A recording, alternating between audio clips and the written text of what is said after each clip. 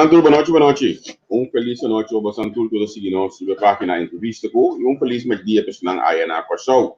Welkom se conosco página entrevista com vez mais a mim para apresentar o programa de AWE, pero junto com também tinha colega Neti que também presente. Neti, conta com Boa noite, Javier. Boa noite, turno seguidona. A mim trabalho bom, trabalho hopi bom. Eu não trabalho abusar assim de confiança de minha culpa, pero trabalho hopi bom, não porque mas danke natur e snangu a inbox manda pronto recuperação e manda palavra de sostém e apoio. Danke também natur e bom, desejo nang e kaartje nang die pronto recuperação. Mas eu danke pela atenção, me apreciar mais a hope mes e me tá de gostando de meu coração, mas um coisa como me tá dentro do bolso. Danke. Seguro.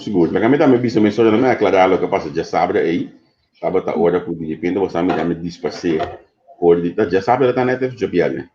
Já sabe, sim, já sabe. Você me dispasse por de pantalla e senhor Alvindal aquela pessoa, os netos dentro de repente estava vizinho de mim su veranda, su balcão, estava em momento estava na candela, anto parado de nos casa ou de outro vizinho na mão minha, tá aqui que coisa na candela tá, gente que tá aí casa na candela, os vizinhos que banda sali vini, pode bate na ventana, quando nos vão junto me ajuda, anto não pode assim nada outro não tem de brand, da laptop seria, anto sali vai, que só uma que primeiramente da minha casa na candela, depois eu já estava de vizinha. Den cadeira para chegar essa vizinha amanhã neto bise take over anto sobrava essa mesa acaba com ela vai pero entretanto já tá balcão com aquário uma aquário grande mais grande mesmo está aqui na quima o caso mesmo intacto e ainda não tudo tá ok esse é o coisa mais importante pero vez mais me desculpa pelo qual como lugar. Depois já domingo, de hoje de madrugada, estava online, nossa lança é partido de Sr. Calmas, que ainda está trabalhando para o show, e a outra vez nós temos vez mais como de página entrevista com nós invitados de AWE. Depois que nossa post não comunicada de página, ou por mídia tem o primeiro comentário na capa, da outra vista com bom patinho como nós entrevistamos, então mesmo nós sabemos de nós temos junto com nós Sven Rusticus, als ik de achternaam goed uitspreek. Correcto. Oké. Sven, Bonoci, Papiaments of Nederlands? Bonoci, Nederlands alsjeblieft. Nederlands. Je mag het ook in het Fries doen. Nee, dankjewel, Sven. Nee? Oké. Nee, dankjewel, Sven. We houden het op ABN. Goed? Oké, dat is goed. Nou, Sven, welkom bij ons.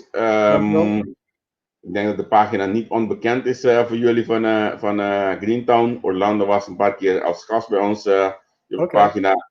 En nadat wij de persbericht van Greentown zag, dachten wij, wij moeten even met elkaar gaan spreken. Want er zijn een aantal dingen die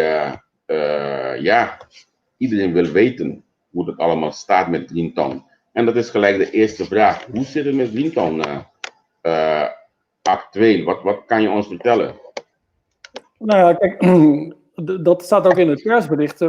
Wij zijn klaar om te beginnen. En dat is wat, denk ik, ook de boodschap was. En dat is ook opgepikt in de media. We zijn klaar om te beginnen. Alleen we wachten nog op een startschot.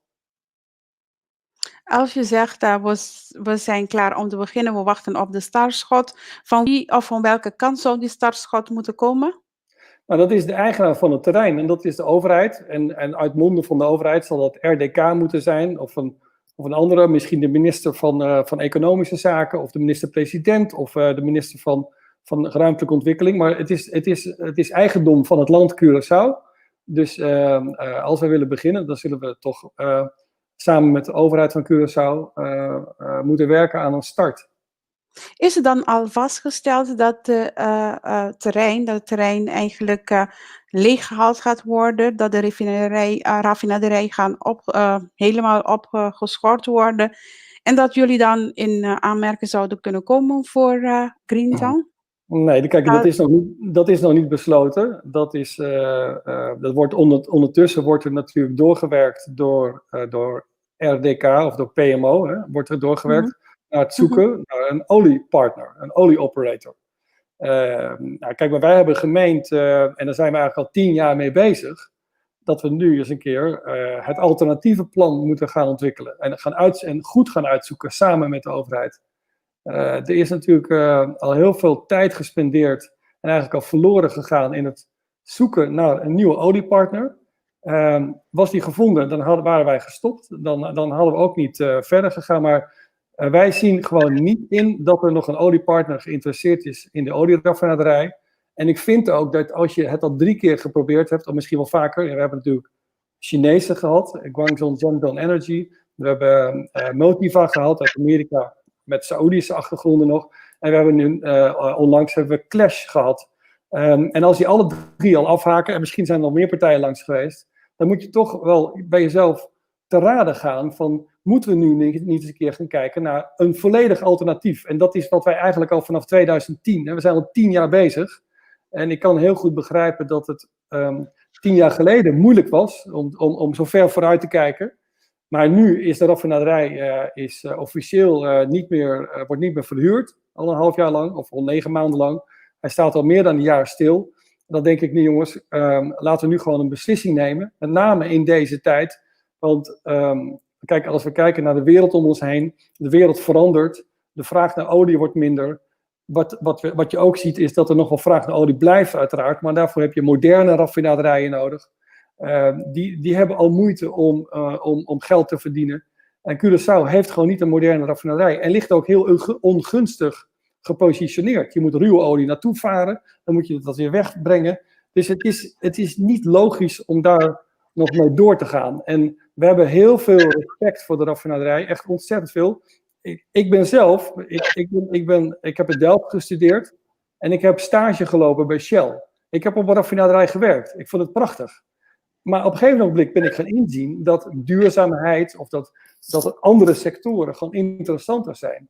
Dus ik ben gewoon veranderd van carrière. Ik ben meer naar de internet toe gegaan. Ik heb mezelf omgeschoold. En dat is eigenlijk ook wat ik graag wil en wat ik Curaçao toewens. Kijk om je heen wat er gebeurt. Er is geen behoefte meer aan een oude raffinaderij. En dat is een oude raffinaderij. We moeten vooruitkijken en nieuwe initiatieven durven te gaan ontplooien. En dat is heel moeilijk, dat is onzeker. Maar dat is aan ons en ook aan jullie en aan mij en aan de hele groep waarmee we bezig zijn. Om goed uit te leggen wat wij bedoelen. En ik ben heel erg dankbaar dat ik in jullie programma mag zijn. Want nu hebben we volgens mij ongeveer 1 uur de tijd om daarover te praten. En ik ga proberen om goed uit te leggen wat we willen. En ook waarom we het doen. Ik denk dat dat ook heel erg belangrijk is. Maar ja, ik vind nu wel dat je nu wel als regering een beslissing moet gaan nemen. Je moet gewoon duidelijkheid scheppen. Want we gaan heel erg veel banen genereren. En dat hebben we nodig. Sven, jullie zijn 10 jaar bezig. Maar hoe is de communicatie nu met de huidige overheid? Want toen deze overheid de stoel nam, dacht iedereen van, daar komt de Greentown. Want Paar zit daar en iedereen weet dat tussen bepaalde Greentown mensen een goede band was met Paar. Maar hoe is jullie relatie met de overheid? Tot waar zijn jullie gekomen met de huidige overheid over deze plannen? Nou, wat wij merken is dat het door de jaren heen, en ik spreek over 10 jaar, dat eigenlijk de overheid, ik gebruik toch het woord terughoudend, misschien wel het woord bang. Ze zijn bang om, denk ik, om aan de kiezer te moeten uitleggen dat ze met Greentown in gesprek zijn en dat dat wel eens zou kunnen betekenen dat de raffinaderij een keer gaat sluiten. Dus ik vind dat over de afgelopen 10 jaar is de relatie met de overheid steeds moeizamer geworden. Ze staan niet open voor gesprekken en innovatie. Terwijl ik vind dat dat wel nodig was. In het verleden hebben we altijd met premiers gesproken. We hebben heel vaak ons verhaal kunnen doen. Maar er is nu toch een soort van terughoudendheid. Ik weet niet waar het mee te maken heeft. Misschien ook wel met de verkiezingen. Dat het natuurlijk een moeilijke boodschap is. Zo vlak voor de verkiezingen.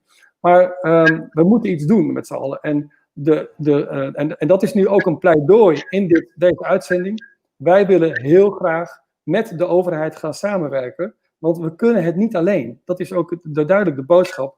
We moeten het met elkaar doen. We moeten het met het bedrijfsleven op Curaçao. We moeten het met de vakbonden op Curaçao doen, want we hebben heel veel mensen nodig. En geschoolde mensen. We moeten met onderwijsinstellingen gaan werken. Maar we moeten ook met de overheid gaan samenwerken. En ik weet zeker, en dat heb ik nu over de afgelopen jaren. Ik ben in Europa geweest, bij de Europese Investeringsbank. We zijn bij de Nederlandse Tweede Kamer geweest.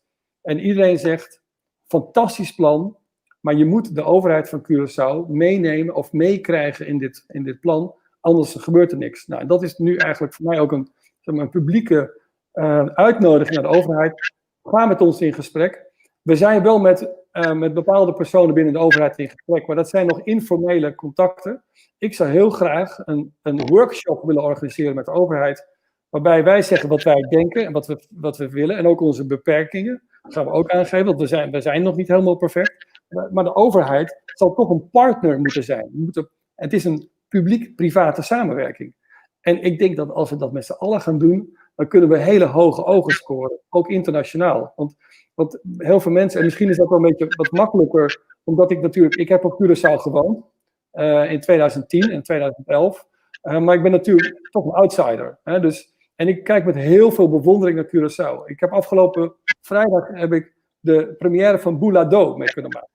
Een fantastische film in Curaçao. En dan zie je hoe fantastisch mooie natuur en cultuur Curaçao heeft. En misschien als je erin zit, dat je denkt, nou, dat is heel gewoon. Maar de haven van Curaçao is uniek in de wereld. En daar kun je gewoon heel veel uithalen. En die potentie, die zien wij met een groep Curaçaoenaren op Curaçao, Curaçaoenaren in Nederland. We hebben honderden meetings, of mensen honderden mensen bij meetings gehad. Dat noemen we dan de Greentown Angels meetings. Dus heel veel mensen zien het. Maar het lijkt erop alsof de overheid toch bang is om die volgende stap te zetten. En daarom de uitnodiging. Wij willen graag in gesprek met de overheid, constructief en gaan samenwerken. En als we dat doen, dan gaan we heel veel economische activiteiten genereren, banen genereren. En een project waar heel veel mensen op Curaçao trots op zijn. En ook heel veel mensen in Nederland als ze daarin gaan meewerken. Dus nu, waar staan we? Ik moet toch mijn teleurstelling zeggen dat we wat dat betreft toch niet zo heel erg ver zijn.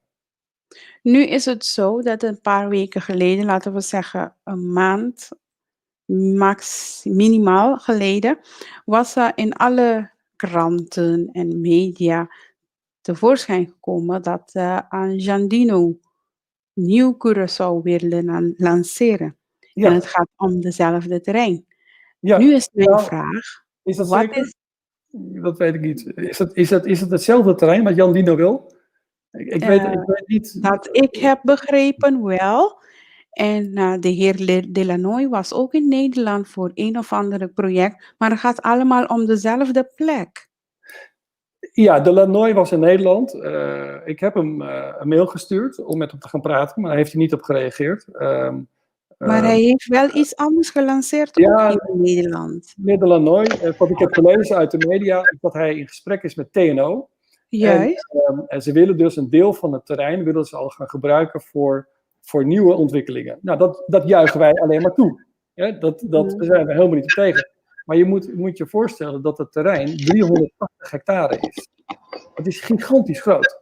Ja, klopt. Dus dan kun je ook nog heel veel andere dingen doen. Dus alleen met TNO ga je het niet redden. We moeten duizenden arbeidsplaatsen kunnen gaan creëren.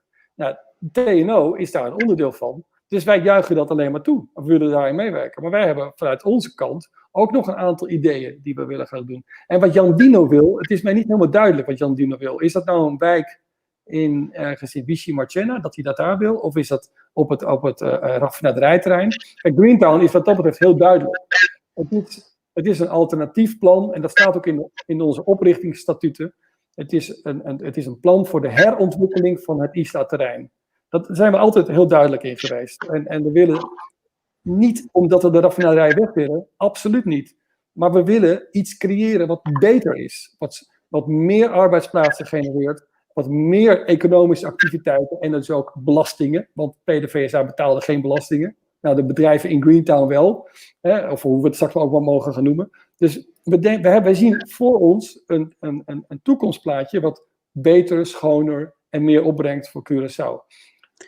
Wat mij eigenlijk heel raar in de oren klinkt, is dat al jaren roepen ze op Curaçao voor investeerders. Nu is het zo dat jullie willen komen investeren op Curaçao, maar er wordt niet naar jullie geluisterd. Hoe komt dat dan? Ik denk dat je kunt het eigenlijk ook niet zo goed aan mij vragen. Ik verbaas me daar ook over. Hè? En af en toe ben ik natuurlijk ook enorm teleurgesteld. En dan denk ik ook van, waarom doe ik dit eigenlijk? Maar ik hou van Curaçao, ik zie de potentie. Maar er zijn mensen op Curaçao die zien dat nog niet. En dat kan ik me ook wel voorstellen. Want kijk, de beslissing over het raffinaderijterrein wordt nu genomen door mensen die bij RDK werken. Ik heb alle respect voor die mensen. Ik heb zelf ook op een olieraffinaderij gewerkt, dus ik begrijp het. Maar dan wordt er aan hun gevraagd van, wat wil jij dat we dan gaan doen? En dus ze blijven zoeken naar een nieuwe olieoperator. Ze blijven maar in dat, ik noem het toch een tunnelvisie, ze blijven daarin geloven dat dat ooit eens een keer gaat komen. Maar ondertussen zien we al dat het niet gaat gebeuren. Dus het is toch een tunnelvisie. Het is ook dat we niet durven te bewegen en te innoveren. En ik denk ook, waar ik me altijd over heb verbaasd, is dat ik in al die jaren nog niet echt een politieke partij heb gezien die heeft gezegd van dat Greentown, of noem het maar iets anders, maar een alternatief voor de raffinaderij, waarbij we andere dingen gaan doen, laten we dat eens een keer goed onderzoeken. Er zijn geen politieke partijen geweest die dat hebben aangedurfd. En dat is toch omdat men het moeilijk vindt om het uit te leggen aan de kiezer, want bij de volgende verkiezingen zou je wel eens weggestemd kunnen worden. De enige die het... Dus jullie zaten nooit echt aan tafel met de regering over deze plannen? Nou ja, kijk, we hebben wel gepresenteerd. Het is aan verschillende minister-presidenten gepresenteerd. Het is ook onlangs aan Steven Martina is het gepresenteerd. Dus we presenteren het wel. Ik heb het zelfs helemaal in het begin nog aan Gerrit Schotten gepresenteerd. We hebben het aan Hodge gepresenteerd. We hebben het aan alle premiers hebben we het iedere keer gepresenteerd. We hebben het aan Etienne van der Horst gepresenteerd. Aan Navarro gepresenteerd. We hebben Jan Rotmans, professor duurzaamheid, meegenomen uit Nederland. We hebben zelfs onze partner voor de olietankterminal meegenomen naar Curaçao. Dus we hebben het aan heel veel mensen gepresenteerd. Het is ook aan premier Ruggenaat gepresenteerd. Niet door mij, daar was hij niet bij. Maar er zijn wel initiatieven geweest die kant op. Maar het blijft bij een presentatie.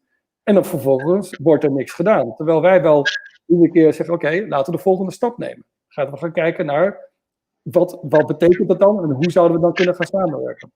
Maar Sven, als ik dit hoor, en ik weet natuurlijk, ik hoor al een aantal jaren over Greentown. Ik heb een aantal keren met jou en met Orlando ook hierover gesproken. Het lijkt mij dan dat jullie niet willen snappen dat de overheden van Curaçao geen Greentown willen. Want zelfs deze overheid, die vanaf in het begin hebben jullie nog gepresenteerd. Wij hebben elkaar bij Casa Curaçao nog ontmoet in 2017. Daar hadden we ook erover gehad. Maar de huidige overheid is met andere mensen aan tafel gaan zitten over een soort gelijkwaardige project of ongeveer in dezelfde tranche als Greentown. Ja, dat is prima. Valt het kwartje niet bij jullie van oké, deze mensen willen ons project niet hebben? Ja, maar wat wil je dan dat ik doe? Dat we ermee ophouden? Kijk, als Jan Dino het wil gaan doen, vind ik prima. En kijk, ik hoef het niet te doen. Ben het niet begonnen om het te gaan doen met de groep. Maar als op een gegeven ogenblik blijkt dat gewoon niemand de bal oppakt, zeggen we, nou, dan gaan we het gewoon zelf doen. En ik moet nog zien of Jan Dino, maar wij willen samenwerken met Jan Dino. We hebben as we speak, zijn we bezig om met Jan Dino in contact te komen. Dus we moeten gaan samenwerken. Waarom zouden we, het is niet een concurrentie of iets dergelijks. Kijk, het gaat er mij om dat er iets beter komt voor wat er nu is. Dat het meer arbeidsplaatsen genereert, dat het meer inkomen genereert voor Curaçao en dat het moet stoppen met de milieuvervuiling. Want dat is natuurlijk ook een schade die we toebrengen aan deze planeet en ook aan de koralen en et cetera, et cetera. En als iemand anders de bal oppakt, graag. Dat scheelt mij een hoop tijd. Dat scheelt ons een hoop tijd. Maar kijk, we zijn begonnen gewoon als stichting. En nu, maar als niemand de bal oppakt, en Jan Dino komt voorbij, en natuurlijk, Jan Dino die opent deuren, hij is natuurlijk een bekend persoon, dat is bij iedereen aan tafel, maar ik wil graag met hem samenwerken. Laten we dat doen. Oké. Eigenlijk de vraag die ik het meest heb gekregen tijdens het voorbereiden van het programma was: waar haalt Greentown zijn financiën van? Heeft Greentown dit ooit publiek laten zien? Van oké, dit zijn onze investeerders en wij zijn financieel klaar om zo'n project te gaan trekken. Ja, dat is natuurlijk een hele belangrijke vraag. En we zijn er altijd heel transparant over en het staat zelfs op onze website. Wij zijn bij de Europese Investeringsbank geweest en die willen dit project voor een heel groot gedeelte financieren. Er is in 2013 zijn we daar geweest, hebben gepresenteerd en hun boodschap was: this is the reason why we exist. Dus zij willen ervoor zorgen dat er in de wereld projecten gefinancierd worden die ten eerste zorgen voor betere sociale cohesie, meer arbeidsplaatsen genereert, dus werkloosheid tegengaat, en ervoor zorgt dat er minder CO2 wordt uitgestoten. En dat hebben we, dus we hebben backup van een van de grootste leningverstrekkers in de wereld, de Europese Investeringsbank. In Luxemburg zijn we geweest. Dus dat staat op onze website, die hebben we al 2013 zijn we er geweest. Voorts hebben wij ook investeerders. We hebben Nederlandse investeerders en we hebben een Amerikaanse investeerder die wil meedoen in dit project. Dus dat zijn mensen die willen een deel van het project gaan betalen, omdat ze daar in de toekomst inkomsten uit gaan halen. Dus we praten met allerlei partijen die iets willen gaan doen en dat betekent dus dat ze willen gaan investeren. Nou, dan heb je nog, ik denk, een hele grote vraag die bij iedereen leeft. En ik zal hem maar beantwoorden. Maar wat kost het schoonmaken? Hoe gaan jullie het schoonmaken financieren? Iedereen vraagt dat aan ons. Het kan niet schoongemaakt worden. Dat denkt men. Hè? Het is zo vervuild. Het kan niet. Nou, kijk om je heen. Er zijn genoeg vervuilde gebieden in de wereld die schoongemaakt zijn. In Singapore, in Australië, in Nederland, ook een beste gasfabriek. In Michigan, daar is een gebied opgeruimd waar zelfs radioactief afval lag. Dus het is niet zo moeilijk om dit op te ruimen. Bovendien, natuurlijk kost dat geld, dat opruimen. Maar wat ik dus heel vaak hoor op Curaçao, en zelfs vanuit het PMO, die zeggen het kost miljarden om het schoon te maken. En dat kunnen wij nooit gaan doen. Nou, $1 miljard is heel veel geld. En ik heb niet eens gevraagd of het nou guldens waren of dollars of euro's. Maar $1 miljard is gewoon heel veel geld. En met moderne opruimingstechnieken, en we hebben dat laten uitzoeken door Royal Haskoning DHV, dat is een bekend ingenieursbureau, die hebben uitgerekend dat het schoonmaken van het gebied €125 miljoen kost. Nou, dat is natuurlijk heel veel geld, maar als je dat bekijkt over het totale project van 380 hectare, is dat, en je krijgt daar een heel mooi economisch gebied voor terug, is dat niet heel veel geld. En dat geld kun je dus voor een deel lenen, en dan kun je ook voor een deel, en dat is heel interessant, er zijn fondsen in Europa, dat noemen ze de European Development Funds. En daar kun je geld krijgen voor dit soort projecten die bij wijze van spreken de aarde een stukje beter maken. Maar dan moet je dat wel samen met de overheid en samen met Nederland moet je dat gaan aanvragen. Dus we moeten echt als partners dan gaan optreden. En er is mij verzekerd, ook vanuit de Nederlandse Tweede Kamer, onder andere André Bosman, die in jullie programma zat, die is van, ik wil wel helpen, maar het initiatief moet liggen bij Curaçao. Wij gaan hier niet vanuit Nederland zeggen wat er moet gebeuren, maar als Curaçao met een plan komt en het initiatief neemt, samen met Greentown, dan wil hij er alles aan doen om ons te helpen richting Europa. Want is in Nederland ook is natuurlijk ook bij gebaat dat de economie van Curaçao sterker gaat worden. En dan hoeft er minder geld vanuit Nederland naar Curaçao, waar we natuurlijk nu over bakkeleien.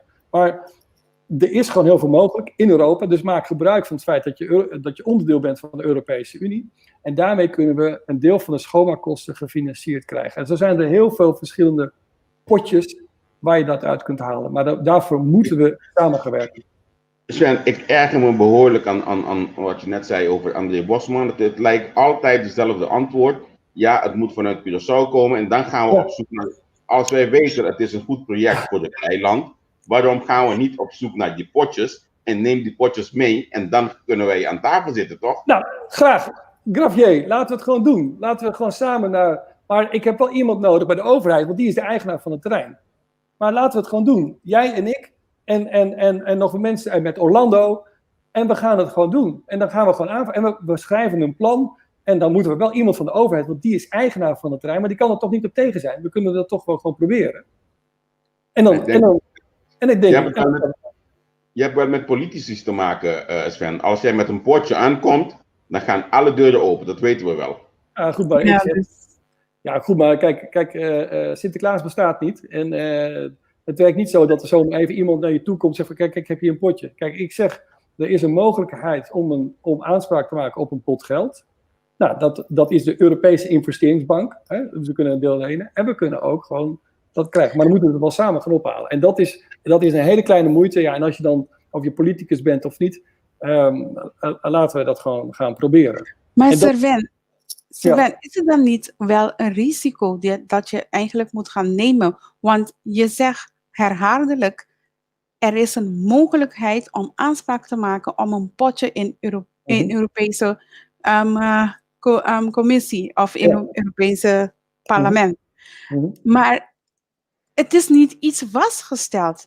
Dus is er niet een risico dat Curaçao moet gaan nemen door de raffinaderij te sluiten, alles eigenlijk op te zetten en dan die aanvraag gaan doen en dan nog even wachten. Europa kan zeggen van nee, we gaan niet die investering doen en dan zitten wij met de gebakken peren. Maar dat dus zit je nu ook al. Is dan niet zo dat de regering dan eerder toch voor een andere strategische partner voor de raffinaderij zorgt, eerder dan deze gok te gaan doen in Europa? Ja, kijk nou, wij zijn 10 jaar geleden al begonnen. We hebben gewoon 10 jaar gewoon niks gedaan op dit gebied. En nu zeg je, ja, nu is het te laat, nu is het een groot risico. Nou, het allergrootste risico is als je nu doorgaat met het zoeken naar een oliepartner en nog steeds niet op zoek gaat naar dat alternatieve route. Doe gewoon 2 dingen. Blijf zoeken naar die oliepartner. Ga je gang. Ik voorspel je, het gaat je niet lukken. Maar goed, wie ben ik? Ga je gang. Blijf zoeken. Maar doe een 2-sporenbeleid. En het is niet net naar 2 paarden. Nee, dat is een backup hebben. Dat is een plan B hebben. Maar dat plan B... En daar ben ik eigenlijk ook eigenlijk best wel een beetje teleurgesteld over. Is dat vanuit het parlement is er gevraagd om de ontwikkeling van een plan B. Er is een motie aangevraagd. Er is een landsbesluit. Zoek uit plan A. Dat is dan een oliepartner. Plan B. Zoek een alternatief. En hoe dat dan ook heet. Maar daar is nooit in geïnvesteerd. En hoeveel miljoenen zijn er geïnvesteerd in het MDPT, in het PMO, in het zoeken naar een oliepartner? Hoeveel geld is daar al niet verloren gegaan? En wij met Greentown hebben we gewoon met 0 budget, omdat we erin geloven. Er is een hele grote groep mensen die gratis een expertise leveren. Omdat we erin geloven, omdat wij gewoon zien, dit is een unieke kans. En dan gaan we er niet meer stoppen. Dat kan niet. Als je erin gelooft, dan kan je er niet meer stoppen. Dan ga je door totdat Jan Dino het overneemt. Hartstikke goed. Maar dan moet hij wel met een goed plan komen. Maar het lijkt me dan beter dat we van elkaar gebruik maken. Want wij zijn al 10 jaar bezig. En als Jan Dino erbij komt, hoe geweldig zou dat zijn? Dan is hij de Mr. Greentown, of misschien... Kijk, ik ben ervoor om op een gegeven moment de naam te veranderen. Het moet een papiamentstalige naam worden. Het moet echt van... Dus misschien kunnen we met jullie een prijsvraag uitroepen van... bedenk een naam voor het nieuwe stadsdeel. Het heette vroeger... Kijk, je hebt Otrabanda, je hebt Punda, daar moet iets Curaçao's komen. Nou, bedenk een naam voor... Samen gaan we een naam bedenken voor het nieuwe stadsdeel... En het moet een papiamentstalige naam zijn. Het moet gedragen worden voor Curaçao, want dit is een project. En dan gaan we dat gewoon samen doen. We zijn niet concurrenten van elkaar. En dat zou ik gewoon graag willen. En dat is ook de strekking van het persbericht. De initiatiefnemers roepen op tot samenwerken. Dat staat ook in het Antilliaans Dagblad. Kijk, wij zijn startklaar. Er zijn ook mensen die denken dat we al begonnen zijn. Ik krijg mailtjes van, kan ik bij jullie komen werken? Ik krijg mailtjes van aannemers die zeggen van, ik wil graag een bouwproject voor jullie gaan doen. Ik zeg, ja, maar we mogen nog niet starten. Dus er is heel veel vraag. Er zijn tientallen mensen die zich aanmelden en iets willen doen. Maar we kunnen het alleen als we het samen doen. En we moeten nu, dankzij COVID, weet je, het is gewoon, we zitten allemaal in de gebakken peren, ook in Nederland. Mijn bedrijf heeft het moeilijk. Nederland heeft het moeilijk. Curaçao heeft het moeilijk. Maar de enige manier om hier uit te komen is echt dat we gaan samenwerken. En dat je met je tegenstanders van vroeger nu gewoon gaat samenwerken. Ja. Ik zal je even een reactie laten lezen. En deze reactie, als ik jou laat lezen, is heel kort. Nee, die niet. Wacht even. Deze is het. Greentown voor de elite. 2017 hebben wij dit gesprek gehad. Had ik jou in Casa Curaçao verteld. De opstart van Greentown, naar mijn idee, ik zat in het pers toen de tijd, zag ik bijna alleen maar politici rondlopen, radioprogramma's en ik had het Greentown vanaf dag 1 gestempeld als een project van PAR. Ja, en ik moet erbij voegen, ik moet erbij voegen, als ik moet ik erbij voegen. Ik weet nog een aantal jaren geleden waren wij in een gesprek op een post van Andres Casimiri. En ik heb jullie gewoon direct gevraagd, waarom presenteren jullie dit niet aan de bevolking? Niet een gedeelte van de bevolking, maar aan de bevolking. Laat het iets dat de bevolking kan zien, voelen, ruiken. Dat het iets wordt dat de bevolking het kan gaan dragen. Maar nog steeds doet jullie dat niet. Jullie kiezen gewoon voor een groepje. Waarom? Nathalie, dat is niet waar. Ik heb 40.000 boekjes in het papierment laten verspreiden op Curaçao, bij iedere snack. We hebben het gepresenteerd door André Casimiri, door mijzelf, op verschillende podia, ook in de wijken. We hebben het gepresenteerd, maar je moet wel... Kijk, we zijn vrijwilligers, we hebben niet een organisatie die gewoon continu, zeg maar, allerlei media kan gaan ontwikkelen. Ik wil heel graag naar Curaçao komen en het presenteren. We hebben een conferentie georganiseerd, ja, misschien komt daar maar er waren ook echt mensen van Curaçao, er zijn ook echte lokale mensen, maar er waren ook heel veel elite en dat was te doen, maar we hebben het echt wel geprobeerd. Alleen we hebben beperkte middelen. Dat is gewoon het probleem. Ik zou een maquette maken. Nee, jullie hebben geen beperkte middelen, Sven. Jullie gebruiken jullie middelen verkeerd. Jullie gebruiken jullie middelen en dan ga ik weer naar de reactie van deze volger. Jullie gebruiken jullie middelen voor de elite groep. Nou, maar kijk, heb ik je ook gezegd. Nee, maar kijk, dit presenteren in scholen. Ja, graag. Kijk, ik woon in Nederland, dan moeten de mensen... We hebben het... Kijk, het is niet voor de elite. Het is namelijk, we gaan 2000 en meer... Als je het rapport wat op onze website staat van Royal Halskoning, bekijk het, download het. Je hoeft maar 1 tabelletje te bekijken. 10.000 tot 16.000 banen, zegt Royal Halskoning. Nou, we hebben dat wat anders... Dat is wat de mensen jaren in, jaren uit horen. Ja. De mensen op Curaçao, ik ga je één ding zeggen, wat de elite jou niet zegt. De mensen op Curaçao zijn niet geïnteresseerd om te horen in hoeveel of de aantal banen die jullie zullen gaan genereren voor hun. Okay. Weet je waarin ze zijn geïnteresseerd? Dat je gewoon kan zeggen van, dit gaan we bouwen en het wordt van ons allemaal. Iedereen kan 1 aandeel hebben. 1 aandeel kopen. Het wordt van Curaçao. En dan ga je de Curaçaose bevolking aan jouw kant hebben. Maar als je gaat zeggen van er gaat 10.000, 16.000 banen komen. De mensen die nu op Isla, op die raffinaderij werken, die verdienen meer dan die 3.000 gulden per maand. De meesten. Wat wil je dat ze dan gaan zeggen als je zegt van genereer 10.000 tot 16.000 banen. Iedereen gaan denken van, oh, ga ik minimumloon verdienen? Nee, ik ga niet meewerken. Dat is wat de mensen denken. Daarom moeten jullie het op een andere manier aanbrengen. Andere manier op ander niveau brengen, op een andere manier presenteren, duidelijker maken. Maak het duidelijk dat iedereen op Curaçao kan investeren, iedereen op Curaçao kan meedoen, iedereen op Curaçao kan een klein stukje land kopen, mochten ze die geld hebben en willen. Maak het toegankelijk voor de mensen van Curaçao zelf. Niet alleen maar voor de investeerders. En dan zul je zien dat de regering jullie niet kan tegenhouden. Nou, ik ben het helemaal met je eens. Dank voor je advies. We moeten het... we denken daar ook over. Nou, ik heb wel eens nagedacht met mensen om het naar de beurs van Curaçao te brengen. En dan kan iedereen een aandeel kopen. En nu op dit moment is het gewoon nog heel weinig waard. Want het is ik zal een andere tip geven. Orlando die kent dit zeer goed. Ja. Gaan we het even onderzoeken. De grootste krant van Curaçao, wie de eigenaren zijn. En daar moet je naartoe. Je moet naar de vakbonden. Ja. Daar Oké. moet je naartoe. Nou, ik wil Een onderdeel ervan kunnen worden, dan heb je de helft van de bevolking naast jou. Ja. Heel simpel. Nou, maar kijk, En daar kan de regering jou niet tegenhouden. nee, maar vertel me wie de vakbonden zijn. En Orlando en Marcia weten dat. En die hebben het geprobeerd. Hè? Dus de vakbonden wilden niet met ons praten.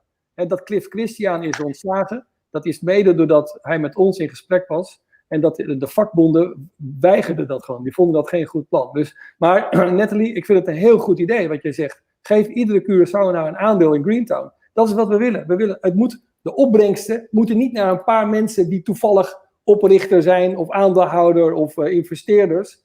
Kijk, als jij gaat investeren en je investeert, ik noem maar wat, 20 miljoen in een nieuwe jachthaven of in een nieuwe fabriek voor duurzame visserij of voor duurzame landbouw, dan moet je wel je rendement kunnen terugverdienen. Hè? Je moet wel je geld kunnen terugverdienen. Dus wat wij zeggen, er moet een fair rendement naar investeerders en wat over is, gaat naar de bevolking van Curaçao. En je raakt precies een punt waar we nu naar op zoek zijn van hoe gaan we dit uitleggen aan de bevolking. Iets van een aandeel, iets van een beurs, dat iedereen aandeel kan kopen. Maar je moet, dus daar zijn we mee bezig. En ik neem je advies ter harte, maar je moet goed begrijpen, het is niet voor de elite. Het is een project waar heel veel mensen gaan werken in de scheepsbouw, in de maritieme industrie, dat ze gaan namelijk ook jachthavens bouwen en onderhouden. We willen heel veel superjachten naar Curaçao gaan halen. Die hebben onderhoud nodig, die moeten continu voorzien worden van nieuwe spullen. 1 superjacht genereert 20 arbeidsplaatsen. Dus dat is een hele belangrijke industriële sector. We hebben ook natuurlijk een heel stuk grond waar je huizen kunt gaan bouwen. Nou, die huizen die moeten voor de lokale mensen zijn en die moeten ze bij de wat rijkere mensen beschikbaar worden. Want die brengen gewoon veel geld in het laadje. We gaan de kunst- en cultuursector gaan we verder promoten. En we gaan ervoor zorgen dat ook de olie-industrie niet verdwijnt op Curaçao. Wij zijn niet tegen de olie-industrie. Daar zeg je wat. Exact. Heel veel mensen denken dat Greentown tegen de olie... Nee, we zijn niet tegen we gaan namelijk KOT moderniseren. Als je zegt wat bedoel je? Want een paar dagen geleden heb ik ook iemand horen zeggen van we gaan KOT dit en dat doen, we gaan op KOT. Ja. Wie is die we? In onze plannen hebben wij een partner en dat is een oliepartner. Dat is een partij die geïnteresseerd is in KOT. Die wil KOT gaan moderniseren. Die wil daar een LNG-terminal van maken. Die wil daar op een moderne manier olie gaan opslaan en gaan verhandelen. Die partner is onderdeel van de Greentown-visie. Dus als wij het mogen gaan doen, dan is dat een onderdeel van ons plan. Dus het is niet alleen Greentown op het ISLA-terrein, maar het is ook KOT gaan we moderniseren. En daar kunnen heel veel mensen blijven werken die er nu werken. En er kunnen ook nieuwe mensen gaan werken. Maar lieve Sven, de plek van Schottegat, die is, laten we zeggen, in Schottegat. En KOT is helemaal bij Bullenbaai. Wat heeft Bullenbaai nou te maken met Schottegat? Jij wilt toch Schottegat moderniseren, alles erop doen, Greentown maken. Waarom bemoei je met Bullenbaai? Nou, ik zal je verklappen dat wij mee hebben gedaan met de tender om de olieterminal en de ISLA, want dat werd namelijk samen aangeboden. Dat wordt samen aangeboden. Ook Clash, zal dus eigenlijk worden van KOT en van ISLA. Wij hebben meegedaan in die tender, dus het wordt gezien als één project. Wij hebben gezegd, oké, als je het op die manier aanbiedt, dan doen wij daarin mee, maar dan gaan we niet KOT afbreken, maar dan gaan we dat moderniseren. Dus daarom zijn wij op zoek gegaan naar een partner voor dat gedeelte. En gaan we het andere gedeelte dus moderniseren en gaan we Greentown neerzetten. Begrijp je? Dus uiteindelijk gaat het erom, wat is het beste voor Curaçao? En wij denken dat we op deze manier gewoon heel veel arbeidsplaatsen kunnen gaan genereren. En mensen die nu nog werken bij KOT of bij de ISLA raffinaderij, die kunnen we dan daar met hun olie-expertise gaan gebruiken. Dus heel veel mensen denken dat wij gewoon tegen de olie-industrie zijn. Nee, we zijn voor een beter alternatief. Ik heb hier een aantal vragen die ik doorheen wil. Onder andere is de heer Albrecht Bakhuis nog bij het project gebonden. Ik heb hier ook een vraag. In plaats van met Bosman in gesprek gaan we met GroenLinks in gesprek. De vraag is Sven of hij de stoute schoenen zou aantrekken en aan de deur van Shell gaat kloppen voor de financiën. Of hij dat wil doen. Ja, heb ik nog gedaan. Oké, zit er een opleidingstraject in je plan en is er een businessplan waar men dit kan lezen? Was ik te snel? Nee. Vraag 1. Albrecht Bakhuis was betrokken, is nu niet meer betrokken. Is van harte welkom, maar die heeft nu een carrière in de, als jurist. Maar ik mag hem graag. Ik heb goed met hem samengewerkt. We hebben zelfs Greentown in Nederland samen opgericht. Dus Albrecht maar is op dit moment niet meer betrokken, maar die is van harte welkom. Het is een hele slimme jongen en echt van Curaçao. Dus die willen we er graag bij hebben. De andere vraag was, wat was de tweede vraag ook alweer? Ga ik weer even terug. In plaats van met Bosman, met GroenLinks en GroenLinks, ja. Kijk, het voordeel van Bosman is dat hij van de grootste partij is. Die heeft toch de meeste, zit met de dikste vinger in de pad in Nederland. De meeste invloed. Dus, en ik ben het ook al niet eens met Bosman. En hij is veel te hard en te radicaal. Maar wij zijn gesteund. Dan zal ik je weer een tip geven. Hij heeft de meeste negatieve invloed. Ja, nou ja. Dus eigenlijk is het niet belangrijk. Nee, daarom. Ik waardeer hem zeer, want hij heeft enorm veel passie voor de eilanden, net als Van Raak. En er zijn heel veel mensen die. Maar wij zijn ooit, misschien dat jullie dat niet weten, maar wij zijn ooit, is er een motie aangenomen in de Tweede Kamer. Of tenminste, die is ingediend, is helaas niet aangenomen, door GroenLinks. GroenLinks, die heeft ons eens een keer geholpen, dat was Liesbeth van Tongeren. En die heeft toen een motie ingediend om Greentown te supporten. Ja. Dan is helaas die motie verworpen. Ja. Die is niet gehaald, maar dan hadden we dus 1 miljoen gekregen om plannen te kunnen gaan maken. Dat was de motie in feite. Dus GroenLinks staat achter ons.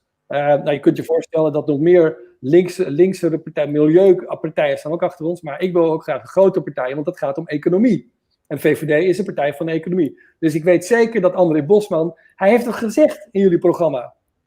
3 weken geleden. Weet je nog dat jij een vraag stelde over autonomie? En het eerste wat hij zei van breek die raffinaderij af en begin met Greentown. Sven, bedankt voor het aangeven dat je ons programma volgt. Dank je. Ik vond het. Ik probeer echt. En ik vond het, ik heb het. En hij solliciteerde zelfs om premier te worden van Curaçao. Ja. Je weet het goed. Je weet het echt goed. Dus ik vond het geweldig. Ik denk, wat doet hij nou? Wat gaat hij nou doen? Nou ja, laat hem meedoen aan de verkiezingen, weet je. Maar ik mag die man, weet je, ondanks dat hij af en toe negatief is, maar hij benoemt de dingen. Ik ben niet altijd met hem eens, maar hij heeft enorm veel passie.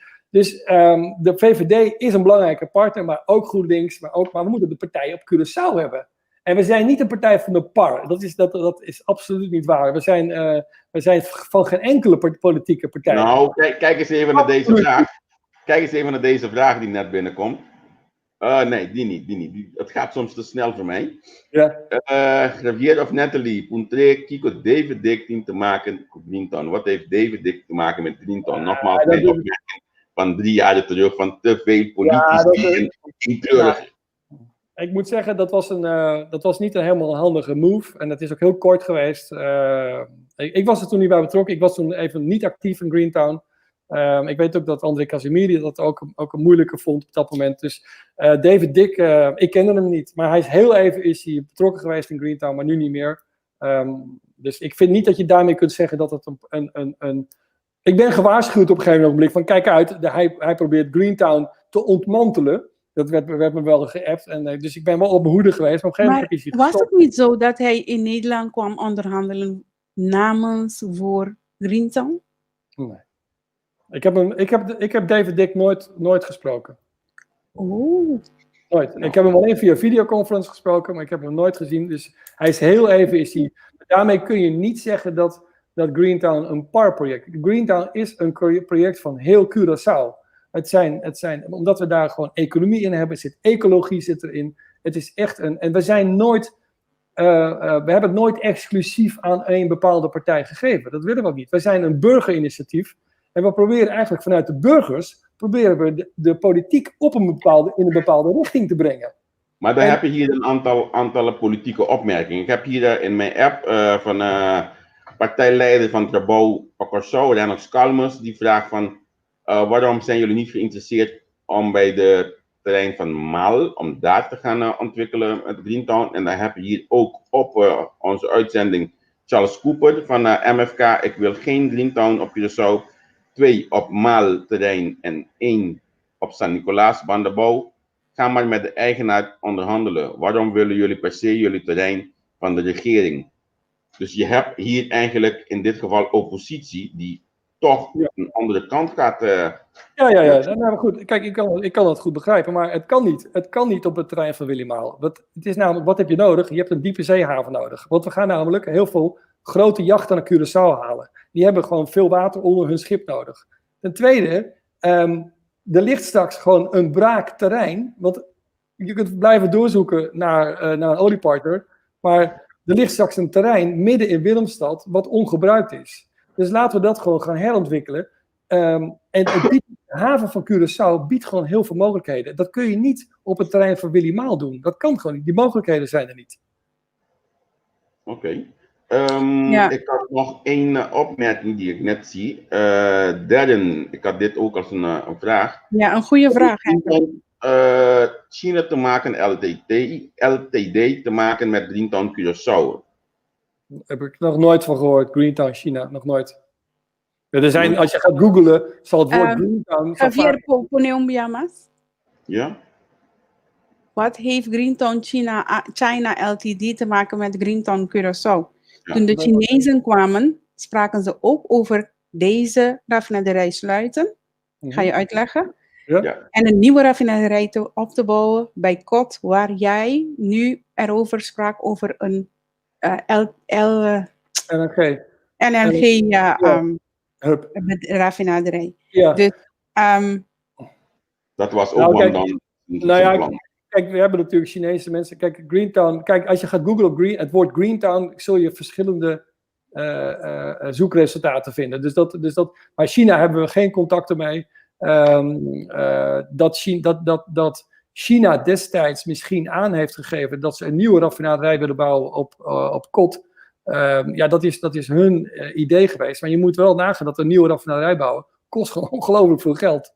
Hun hadden die geld.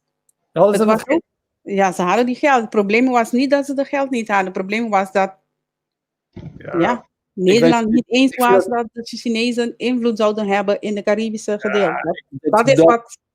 Ik weet dat... Weet je, kijk, en dat is ook het mooie van Curaçao. Er zijn altijd complottheorieën en dan heeft Nederland het weer gedaan of niet. Ik weet het gewoon niet. Ik kan hier ook niet over gaan speculeren. Ik weet alleen... Jij bent echt een Nederlandse man. Ja, ik weet gewoon ons eigen verhaal, wat we met heel veel mensen brengen. En wij geloven gewoon in dat we Curaçao echt weer economisch op de rit kunnen krijgen door het Schottengatgebied, dat gebied te gaan moderniseren. Want die haven hebben we nodig. Wil je iets weten? Ik vind het een uitstekend idee. Weet je? Want ik ben ook zo iemand van, stel je voor, er wordt niks gedaan met dat gebied. Ja. Stel je voor, die raffinaderij gaat echt voorgoed dicht en er komt niks. Wat gaat dan gebeuren met dat mooie plekje? Maar ze zijn nog een keer, net zoals Javier net had aangegeven, jullie moeten het anders gaan doen.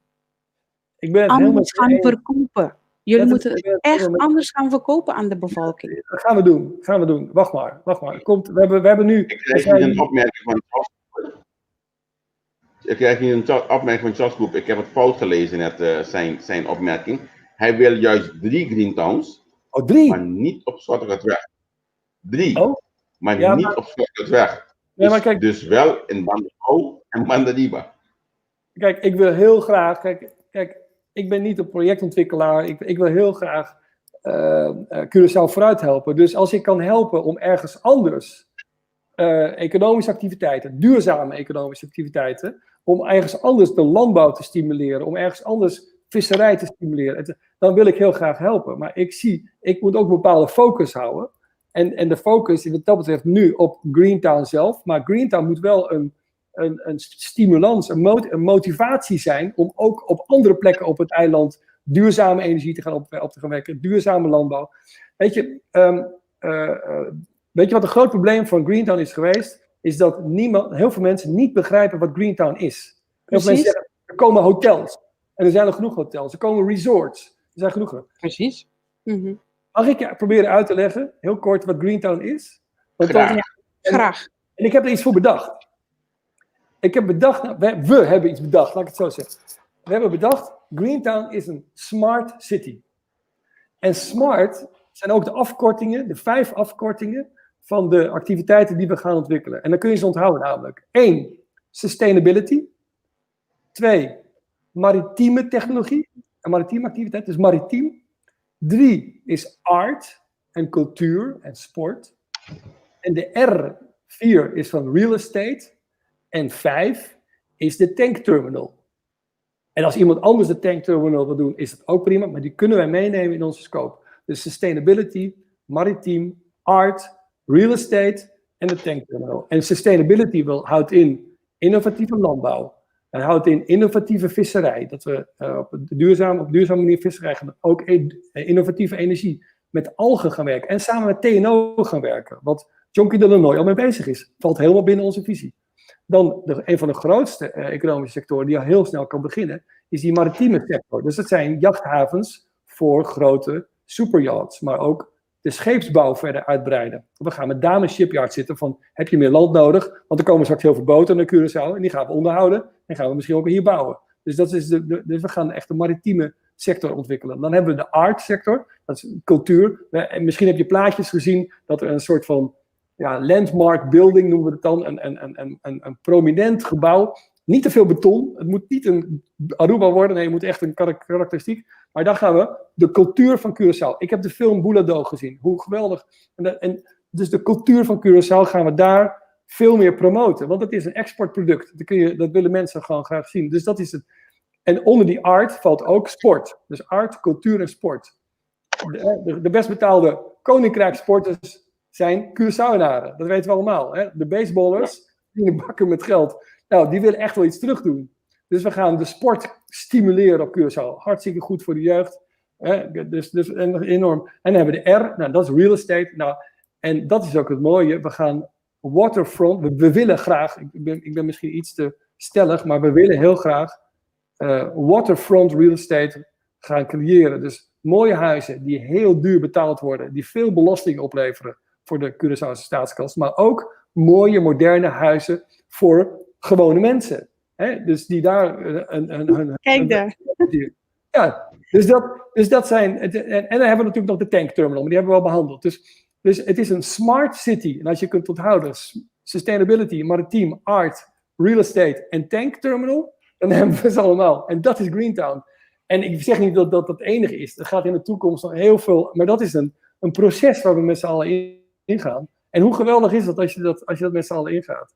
En het mooie is dat je op dag 1 al heel veel mensen nodig hebt. Op het moment dat wij het groen licht krijgen, als de regering het startschot gaat geven, kunnen we gelijk 300 mensen aannemen. Want we gaan vanaf dag 1 gaan we schoonmaken, plannen maken voor het afbreken. We moeten het afbreken zelf. Dan gaan we plannen maken voor het wederopbouwen. Dan gaan we plannen maken voor, weet ik veel, we hebben heel veel mensen nodig die hun handen uit de mouwen steken. We hebben heel veel jonge mensen nodig die gaan nadenken.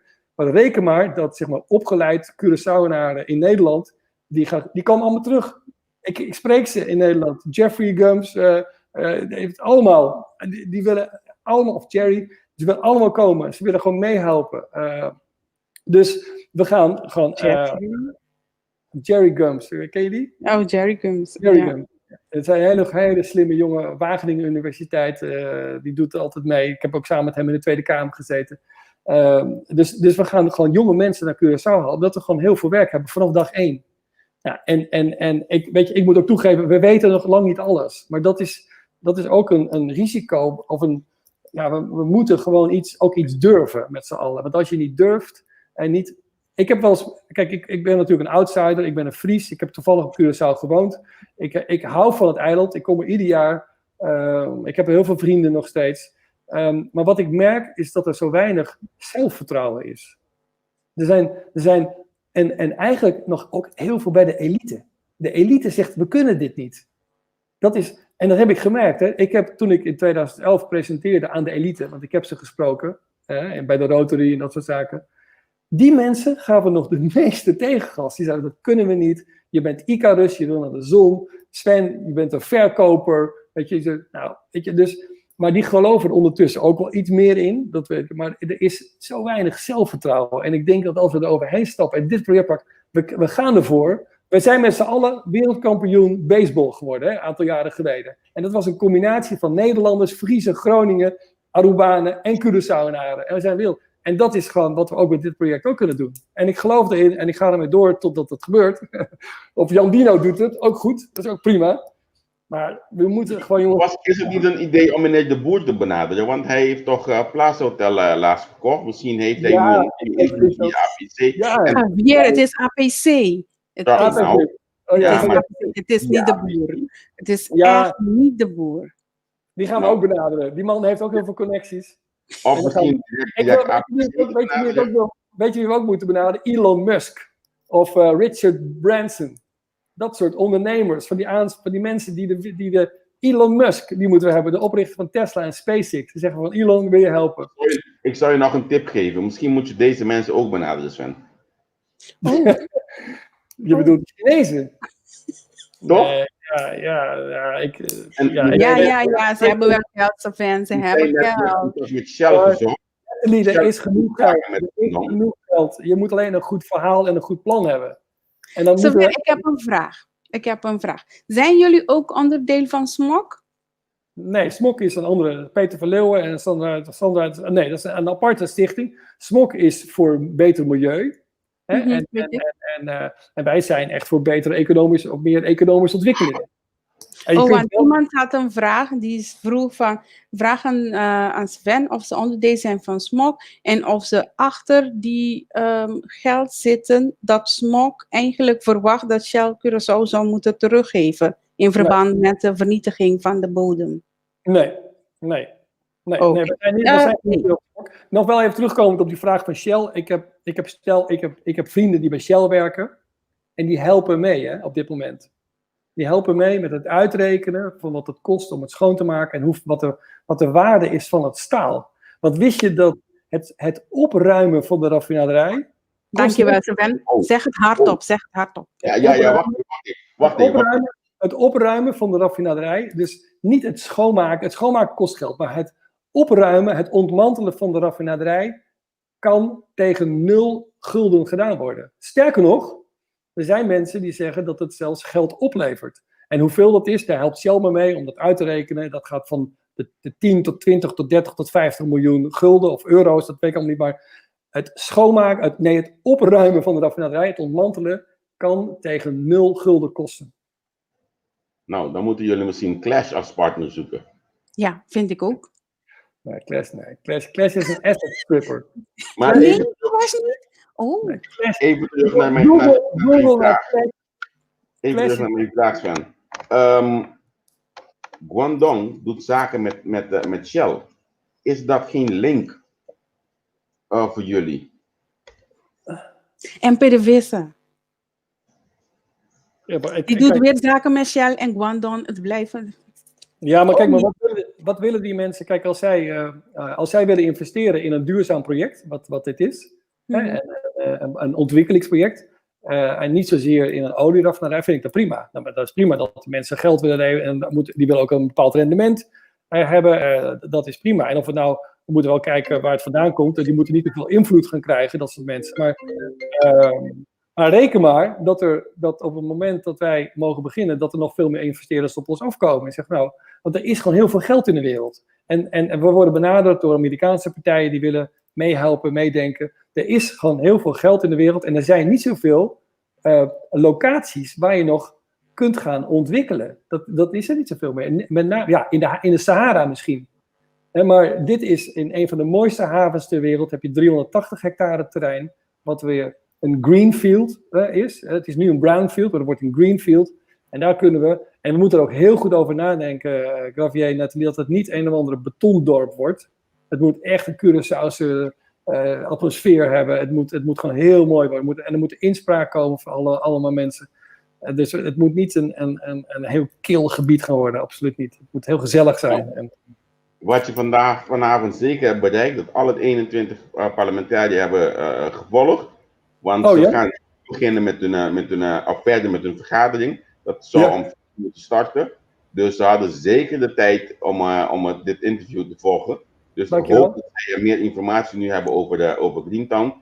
En dan, mijn vraag naar jou is, we hebben jullie persbericht gelezen, we hebben dit interview gedaan. Wat gaan jullie nu anders doen? Ja. Nou, ik moet zeggen, Nathalie, je hebt wel ervoor gezorgd dat iets waarmee wij al bezig waren, dat we dat nog wat sneller gaan invoeren. En dat we dat. En kijk, ook mijn vrienden binnen Greentown luisteren ook allemaal mee, die zien het ook. En we gaan nu allemaal nadenken, we moeten het wat anders positioneren. Want Greentown is van Curaçao voor Curaçao, maar dat moet wat duidelijker worden. Maar verder moeten wij gewoon nu, we willen gaan in gesprek. En we willen nu met mensen van RDK gaan praten, we willen mensen met de overheid praten. Ik wil heel graag het presenteren, want je hebt mijn presentatie nog niet gezien. Dus ik wil het graag presenteren op alle podia. Dat kan via videoconference tegenwoordig. Nee, heel makkelijk, Sven. Nee, dat gaat heel makkelijk. Ja. Je mag het hier presenteren.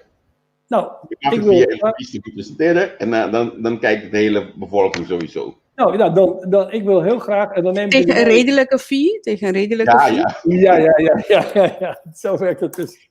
Ja, maar als je, bijvoorbeeld als je naar normale media gaat, zou je ook... Dus, nee, daarom. Nee, maar kijk, het gaat mij erom, zeg maar, dat het liefst zou ik zal naar Curaçao komen met Orlando en Nasja en andere mensen. Gewoon echt aan de lijve, aan mensen, en dat je ook gewoon mensen horen. En dat gaan we ook doen. Als het weer een beetje kan, gaan we het gewoon doen. En dan komen we langs en dan gaan we gewoon de wijken in. En dan gaat Orlando het in het Papiaments presenteren. En ik doe het wel in het Nederlands. Ik probeer een beetje Papiaments te leren. Maar we moeten het gewoon aan de mensen gaan uitleggen. Maar we moeten het ook aan de politiek gaan uitleggen. Want die moeten nu eens een keer gaan snappen dat het kan. En we zijn er nog niet. We moeten echt nog wat. Maar als we, en dat is nogmaals een oproep. We willen met de politiek, met de parlementsleden, met de regering, met RDK, het liefste en zo snel mogelijk samen gaan werken in een digitale conference room, hoe je het maar wil noemen. En daarna hebben we een fysieke ontmoeting. En dan gaan we er gewoon voor zorgen dat een dergelijk plan gewoon een hele grote kans gaat krijgen van slagen. Ik kan geen garanties geven, dat kan niemand. Maar ja, het leven is ook een avontuur. En dit is gewoon een avontuur die we gewoon met z'n allen aan moeten gaan. En ik voorspel je dat als we dit gaan doen, dat we er gewoon heel veel energie uit gaan krijgen. En dat we ook internationaal Curaçao op de kaart zetten. Waar het Aruba niet helemaal gelukt is, moet ik zeggen. Die hebben alleen al gezegd, we zijn het groenste eiland. We zijn het eerste helemaal CO2-neutraal of dergelijke. Met Greentown hebben we echt een heel mooi vastgoedproject, maar ook een economisch project. Waarbij we gewoon heel veel mensen een baan gegeven, maar heel veel economische activiteiten gaan ontplooien die echt duurzaam zijn. En dat... Sven, er komt een vraag in me op nu. Je praat over duurzaam energie, duurzame ontwikkelingen en zo. Sven, als je de bevolking van Curaçao kan beloven en waarmaken. Je kan niet alleen beloven, net zoals de politici, je moet beloven en waarmaken. Dat geen corriente gaat wegvallen, geen energie meer gaat wegvallen. Je gaat zorgen voor je goede alternatieve energiesysteem op Curaçao. Ja. Ik denk dat iedereen mee zou gaan.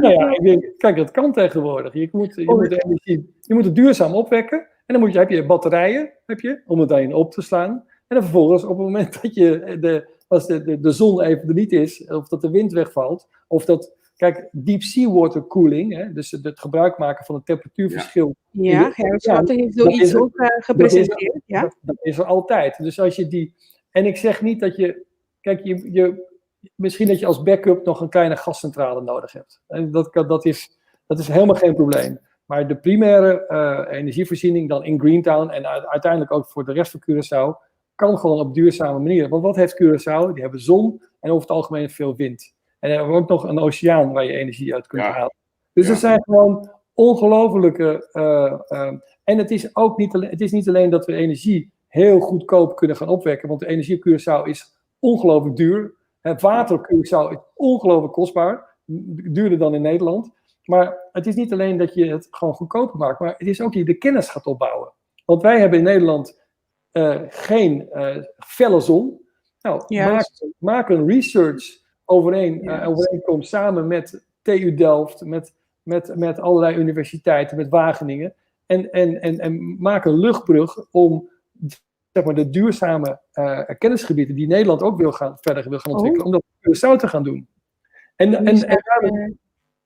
Begrijp je? Dus iemand dat ze een kant-klare elektriciteitsplan voor Greentown ooit heeft uitgewerkt.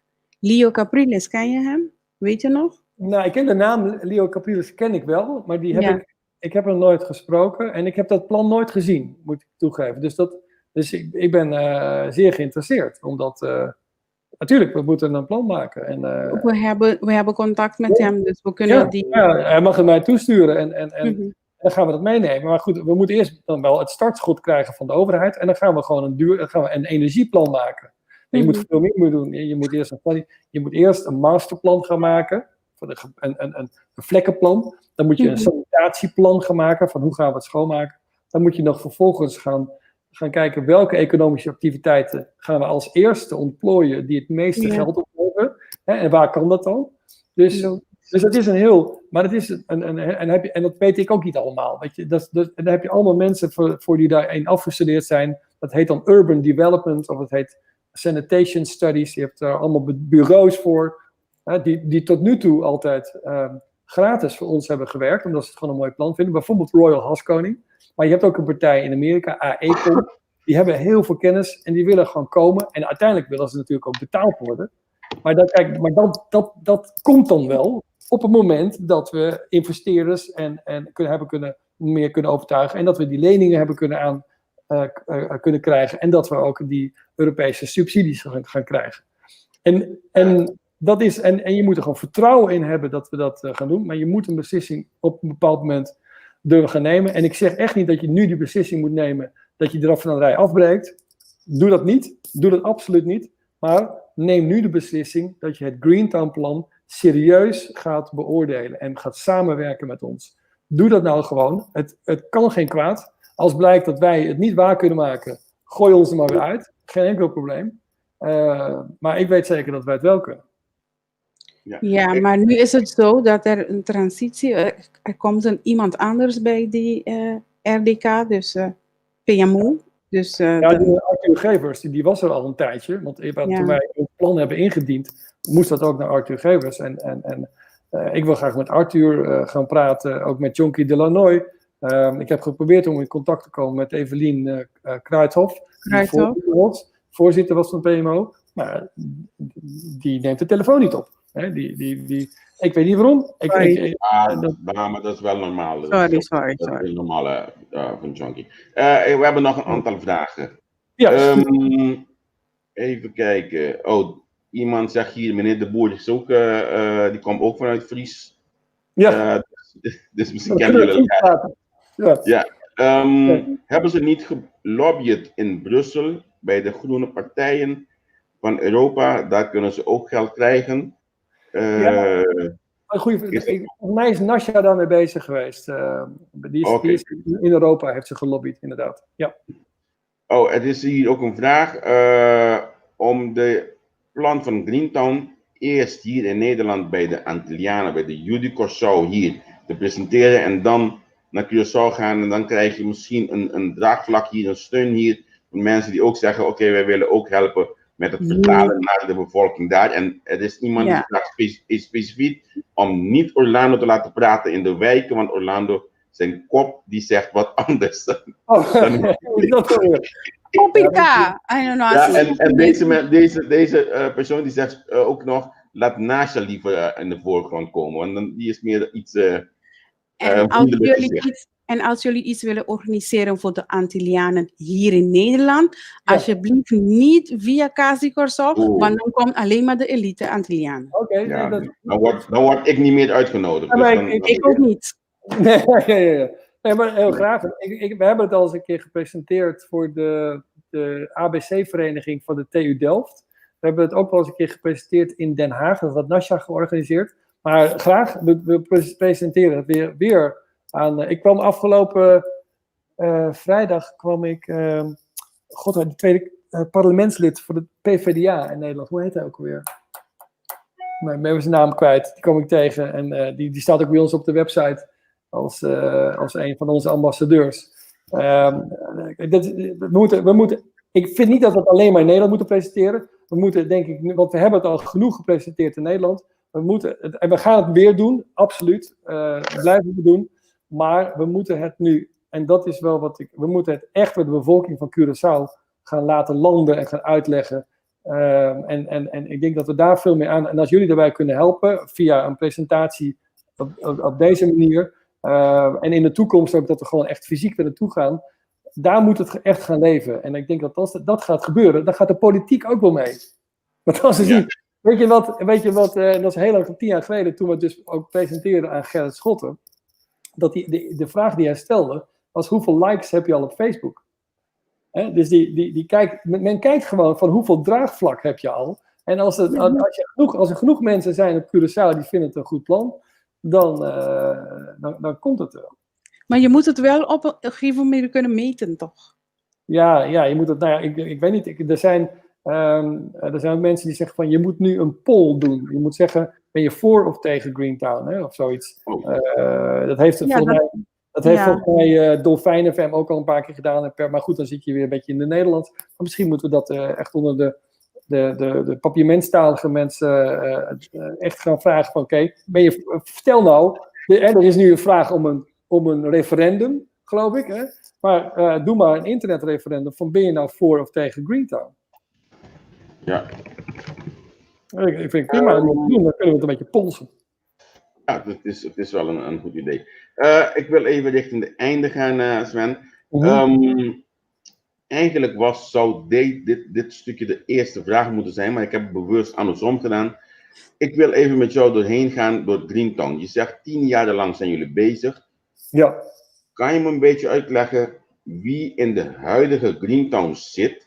Ja. En dan komt natuurlijk daarna de vraag van waar is meneer Kashmiri?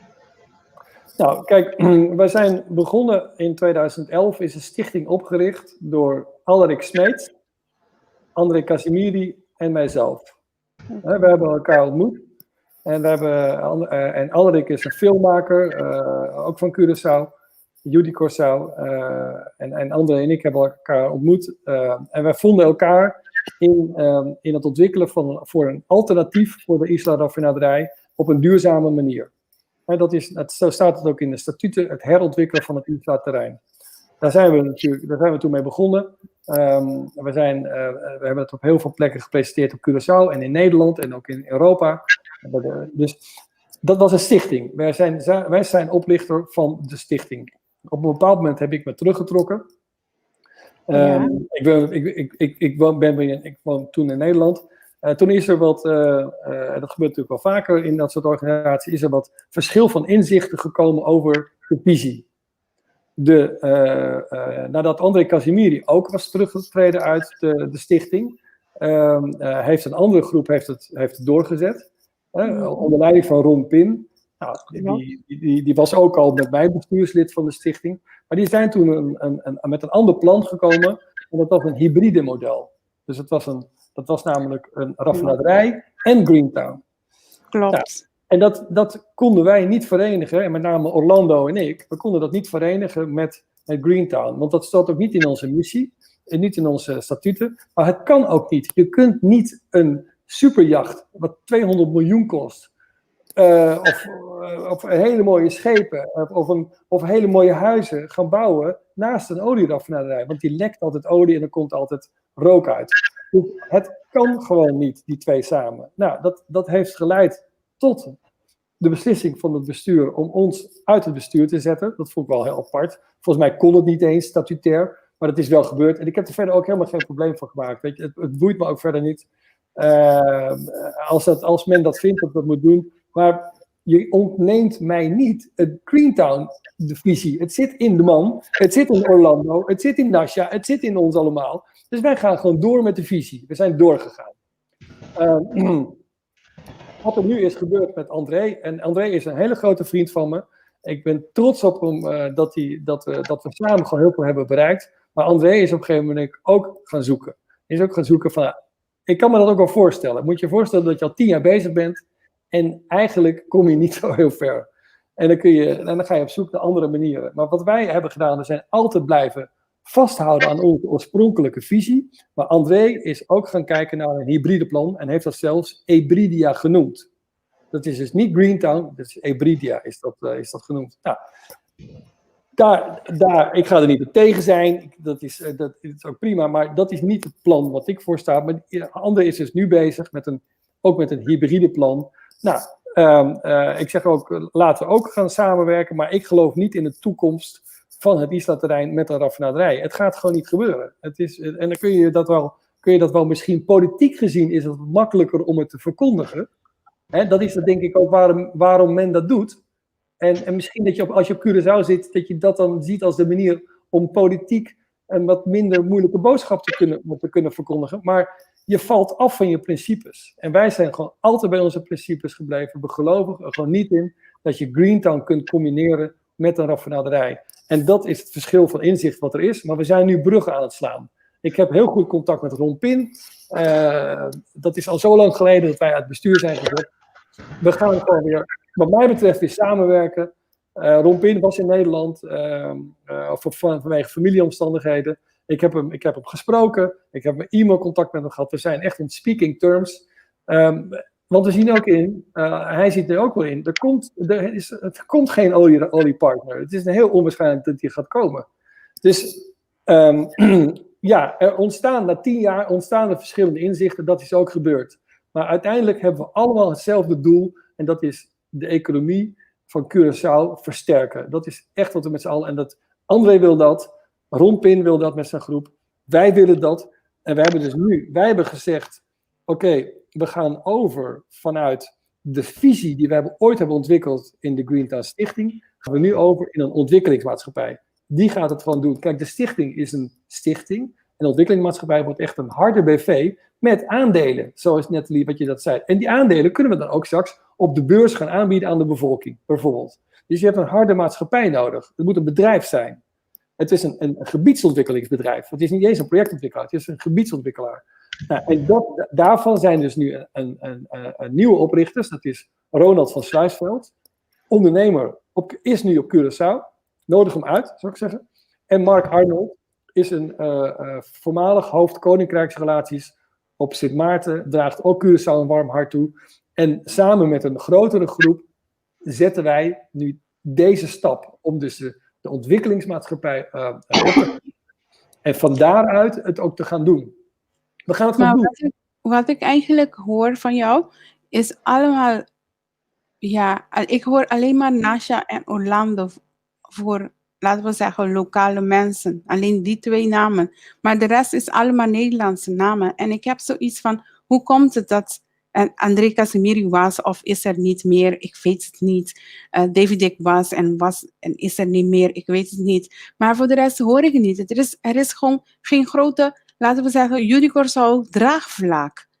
Hoe komt het dan dat, laten we zeggen, de Nederlanders eigenlijk zo'n idee, zo'n visie, zo'n plan hebben voor de Schottengat en de mensen van Curaçao zelf hebben geen visie, idee, plan voor die plek? Waar.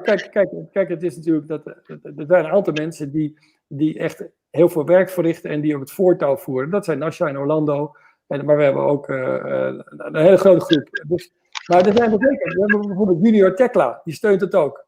We hebben Ulysses Locadia, Yvette Korster, dat staat allemaal op onze website. Dat zijn allemaal mensen, Raimi Sambo, die steunt het. Iselin Kalister, die steunt het. Dus er zijn wel degelijk ook mensen. John Leerdam, die kwam ik tegen afgelopen vrijdag. Die is ook een van onze ambassadeurs. Dus er zijn heel veel ook mensen die niet eens genoemd worden op onze website, die ons supporten.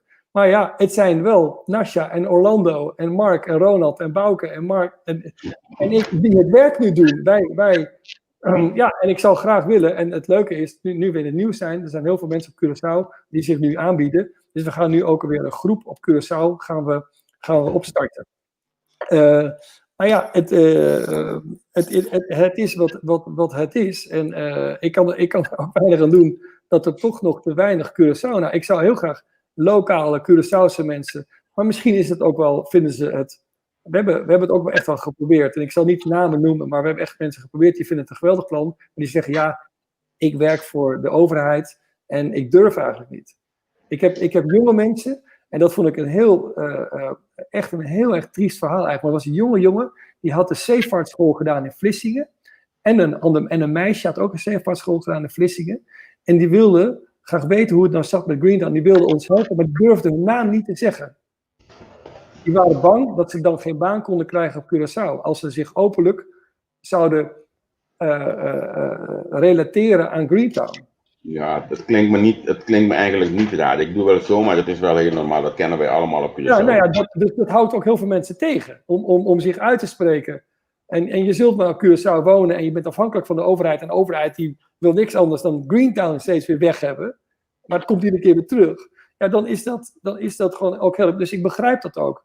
Maar ik zou willen dat we over die angst heen stappen. En dat de overheid ook zegt van oké, we blijven doorzoeken met de oliepartner. Ga je gang. Maar we gaan nu ook gewoon met een partij zoals Greentown en ook Jandino, gaan we het gewoon onderzoeken en gaan we kijken of er iets uit kan komen.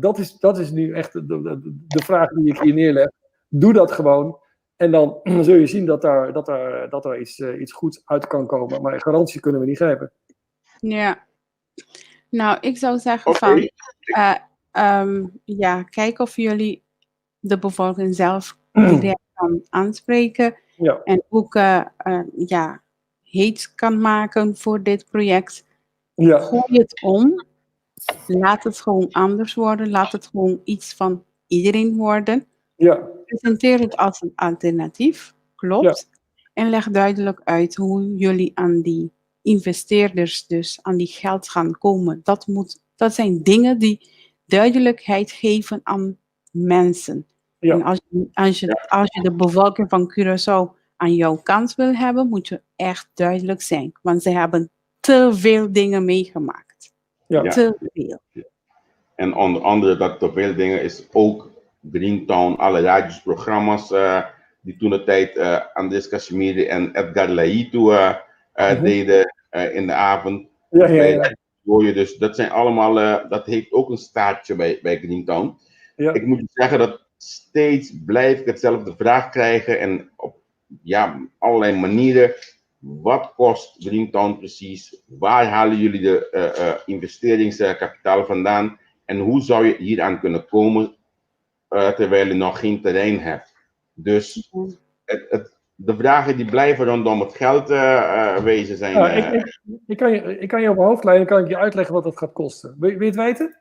Ja, zeg maar. Het is namelijk heel simpel. Ten eerste, we moeten de raffinaderij afbreken. Dat kost 0 gulden. 0 euro. Ik doe het even in euro's. Ja? 0. Dan moeten we gaan schoonmaken. Dat kost 125 miljoen. Dan moeten we vervolgens het terrein, we noemen dat even bouwrijp gaan maken. Dus je moet het geschikt maken dat je dus dat je kunt gaan aanbieden aan ontwikkelaars. We hebben dat geschat, samen met experts in onze groep, op 50 miljoen. En dat is een schatting, dat weet ik, maar het is gebaseerd op de hoeveelheid vierkante meters. Dan vervolgens moet je nog publieke infrastructuur gaan aanleggen. Dus je moet ervoor zorgen dat er wat wegen, toegangswegen zijn. Er moeten wat lantaarnpalen neergezet worden.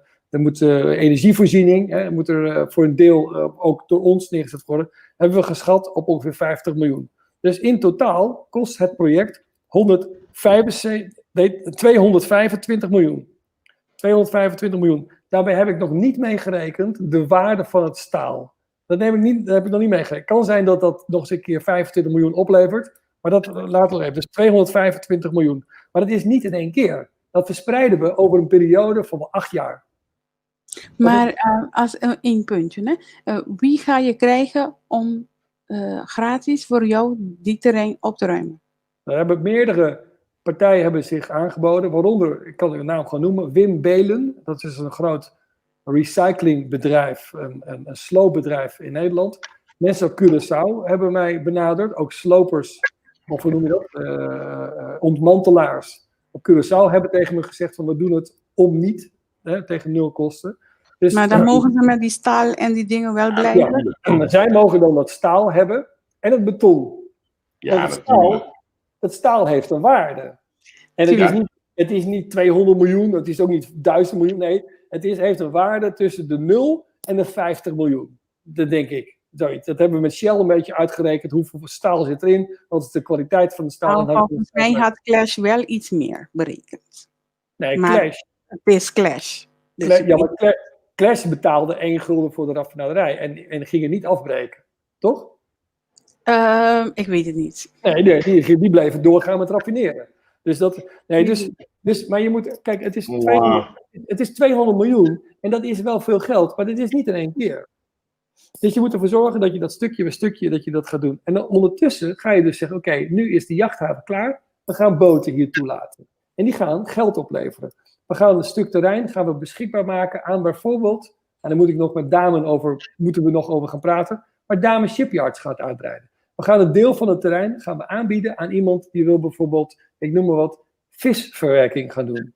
Want we gaan vissen vangen op een duurzame manier en die gaan we verwerken. We gaan het terrein aanbieden aan iemand die wil bijvoorbeeld innovatieve landbouw. Iets van vertical farming. Zo zijn er allemaal ideeën. En die gaan geld betalen voor het terrein wat ze gaan huren van ons. En wij dragen dan weer een deel van die huur af aan de overheid.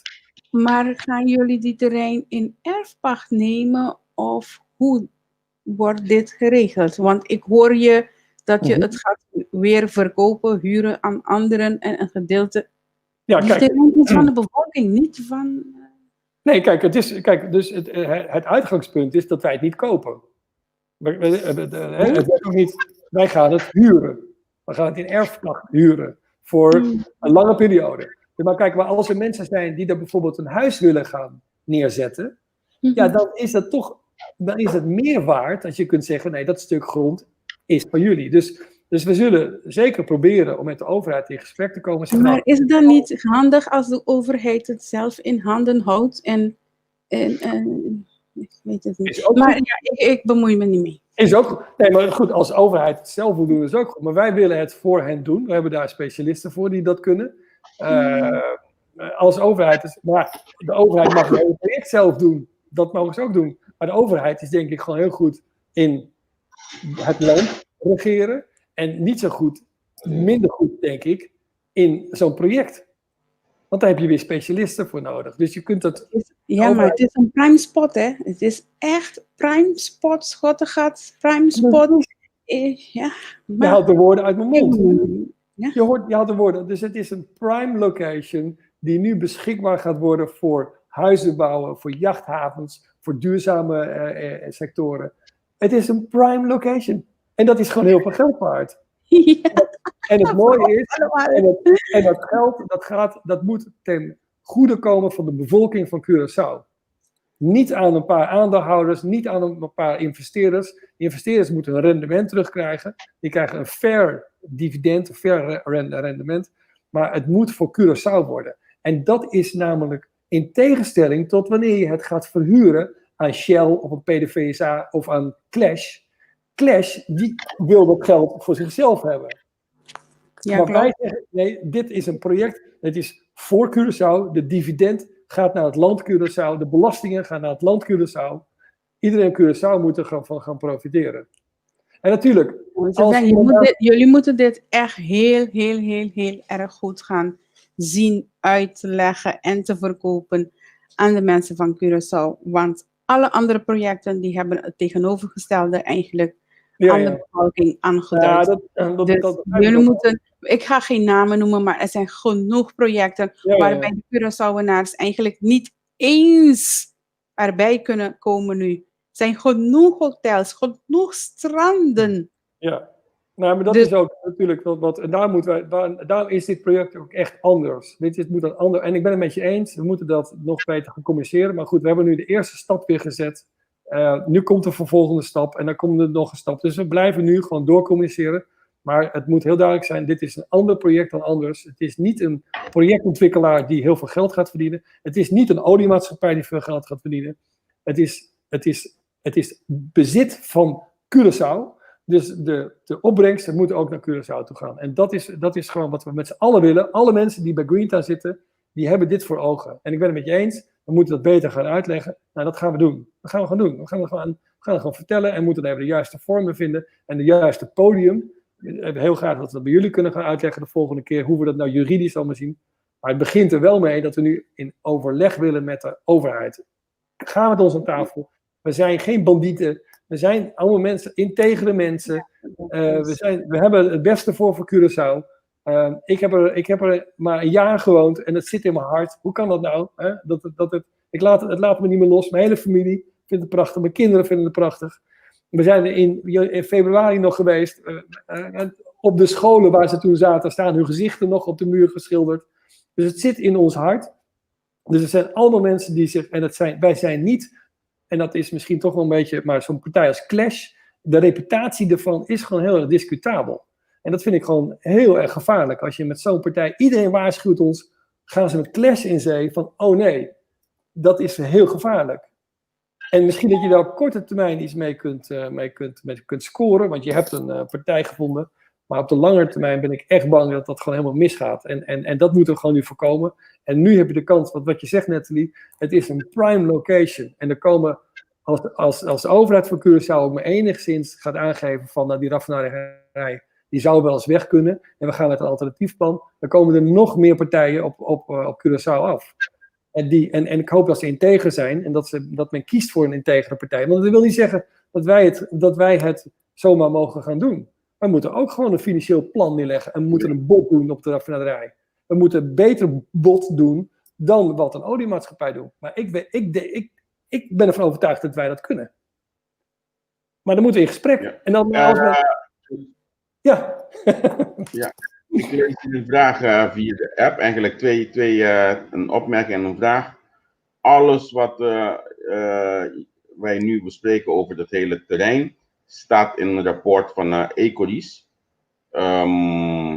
Dus het staat al zwart op wit geschreven. En het zou ook minder kunnen kosten, het hele schoonmaken en bouwrijp, et cetera. Nou, dan vraag ik me af. Ik heb het rapport wel eens een keer gezien. Ecoris heeft ons ook geïnterviewd destijds, André en mij, voor dat rapport. Er zijn geloof ik 2 rapporten van Ecoris, maar voor één van die rapporten zijn wij geïnterviewd. Hebben we onze visie gegeven. Wat mij is bijgebleven uit dat rapport, is dat er gekeken werd naar de kosten voor het moderniseren van de raffinaderij. Dat is wat me is bijgebleven. En dat was toen $3 miljard. En dan zou het weer voldoen aan de milieunormen, zoals die gelden ook in Nederland voor Pernis en et cetera, et cetera. Dus dat is... Ik kan me niet herinneren dat er iets in staat over de schoonmaakkosten. En als het erin staat, is het denk ik veel hoger dan wat wij zeggen. Maar daar kan ik niet echt aan... Ik zou heel graag dat rapport willen hebben. Want ik heb het een keer ingezien, maar ik heb het niet. Ik heb die in die... Ik ga mijn buurvrouw vragen of die het zei. Ja. Ik heb mijn buurvrouw toch Bertha, ken je haar of niet? Nee, je kent haar niet. Dan zal je binnenkort kennis maken met Bertha. En de laatste vraag krijg ik hier. Hoe zit het met het geld gaat verdienen? Als alles klaar is, word jij toch de directeur, Sven? Nou, weet ik niet. Dan moet ik eerst nog mijn kinderen en mijn vrouw overhalen om naar Curaçao te verhuizen. Ja. Die hebben een belangrijke stem. Wie zou dat niet willen? Naar Curaçao verhuizen? Mijn vrouw heeft ook een hele belangrijke baan in Nederland. En mijn kinderen gaan hier naar school. Maar ik moet toegeven, kijk, als dit plan doorgaat, nou, dan is er gewoon een grote kans dat wij dat ik op een of andere manier ook naar Curaçao ga. Maar ik zal in het begin nog in Nederland moeten gaan werken om bij de Europese Unie, bij de Nederlandse regering, allerlei zaken te regelen. Maar ik zal heel veel op Curaçao zijn. En ook wel dat we daar tijdelijk gaan wonen. Maar mijn kinderen zitten hier wel op school. Dus dat is natuurlijk wel een probleem. En die zitten hier op allerlei sportclubs. We hebben er al gewoond. Dus ik weet het niet. Ik kan dat toch niet inzien. Ik denk wel dat ik wil gewoon de kans geven. Kijk, ik wil graag de initiator zijn. En ik wil graag het helpen en opstarten. En mijn kennis en mijn energie gaan gebruiken. Maar op een gegeven ogenblik moet het echt iemand van Curaçao zijn. Die dat project gaat leiden. Dat moet een jonge, energieke, Obama-achtige in zijn jeugd, in de jonge jaren, die moet dat gaan doen. En, en wij hebben het alleen maar geholpen om het op te starten. Maar dan moeten gewoon mensen van Curaçao moeten dat gaan doen. Die de passie ervoor hebben om er echt een mooi project van te maken. Dat moeten Curaçaose mensen zijn. Niet Nederlanders. En wel, we willen natuurlijk wel al onze kennis gaan delen. Ons netwerk. Dus, maar het moeten gewoon Curaçaose mensen die dat gaan doen. Hoe geweldig is dat je de directeur kan zijn van het Greentown project. Of hoe het dan mag heten. Hè? Tegen de tijd heet het anders. Dan hebben we het een andere naam gegeven. Maar kijk, het zit zo diep in mijn hart dat ik natuurlijk heel veel energie eraan gegeven en ook wel een tijd op zou gaan wonen.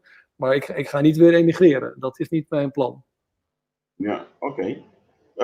Hey Sven, we willen jou bedanken voor deze avond. Genoeg informatie, zeker veel informatie gehad.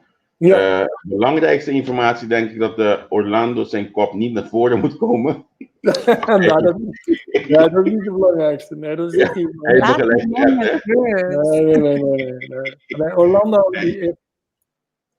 die heeft zoveel energie ook in het project gestoken. En nog veel meer mensen. En ook André Casimiri. Dat is natuurlijk ook iemand die enorme charisma heeft op het eiland. Jarenlang heeft die was ook begonnen met MSI, met Edgar de Leito destijds. En wij hebben dat Greentown samen. Dus André Casimiri is ook een hele belangrijke. Er moet straks een mooie André Casimiri boulevard komen.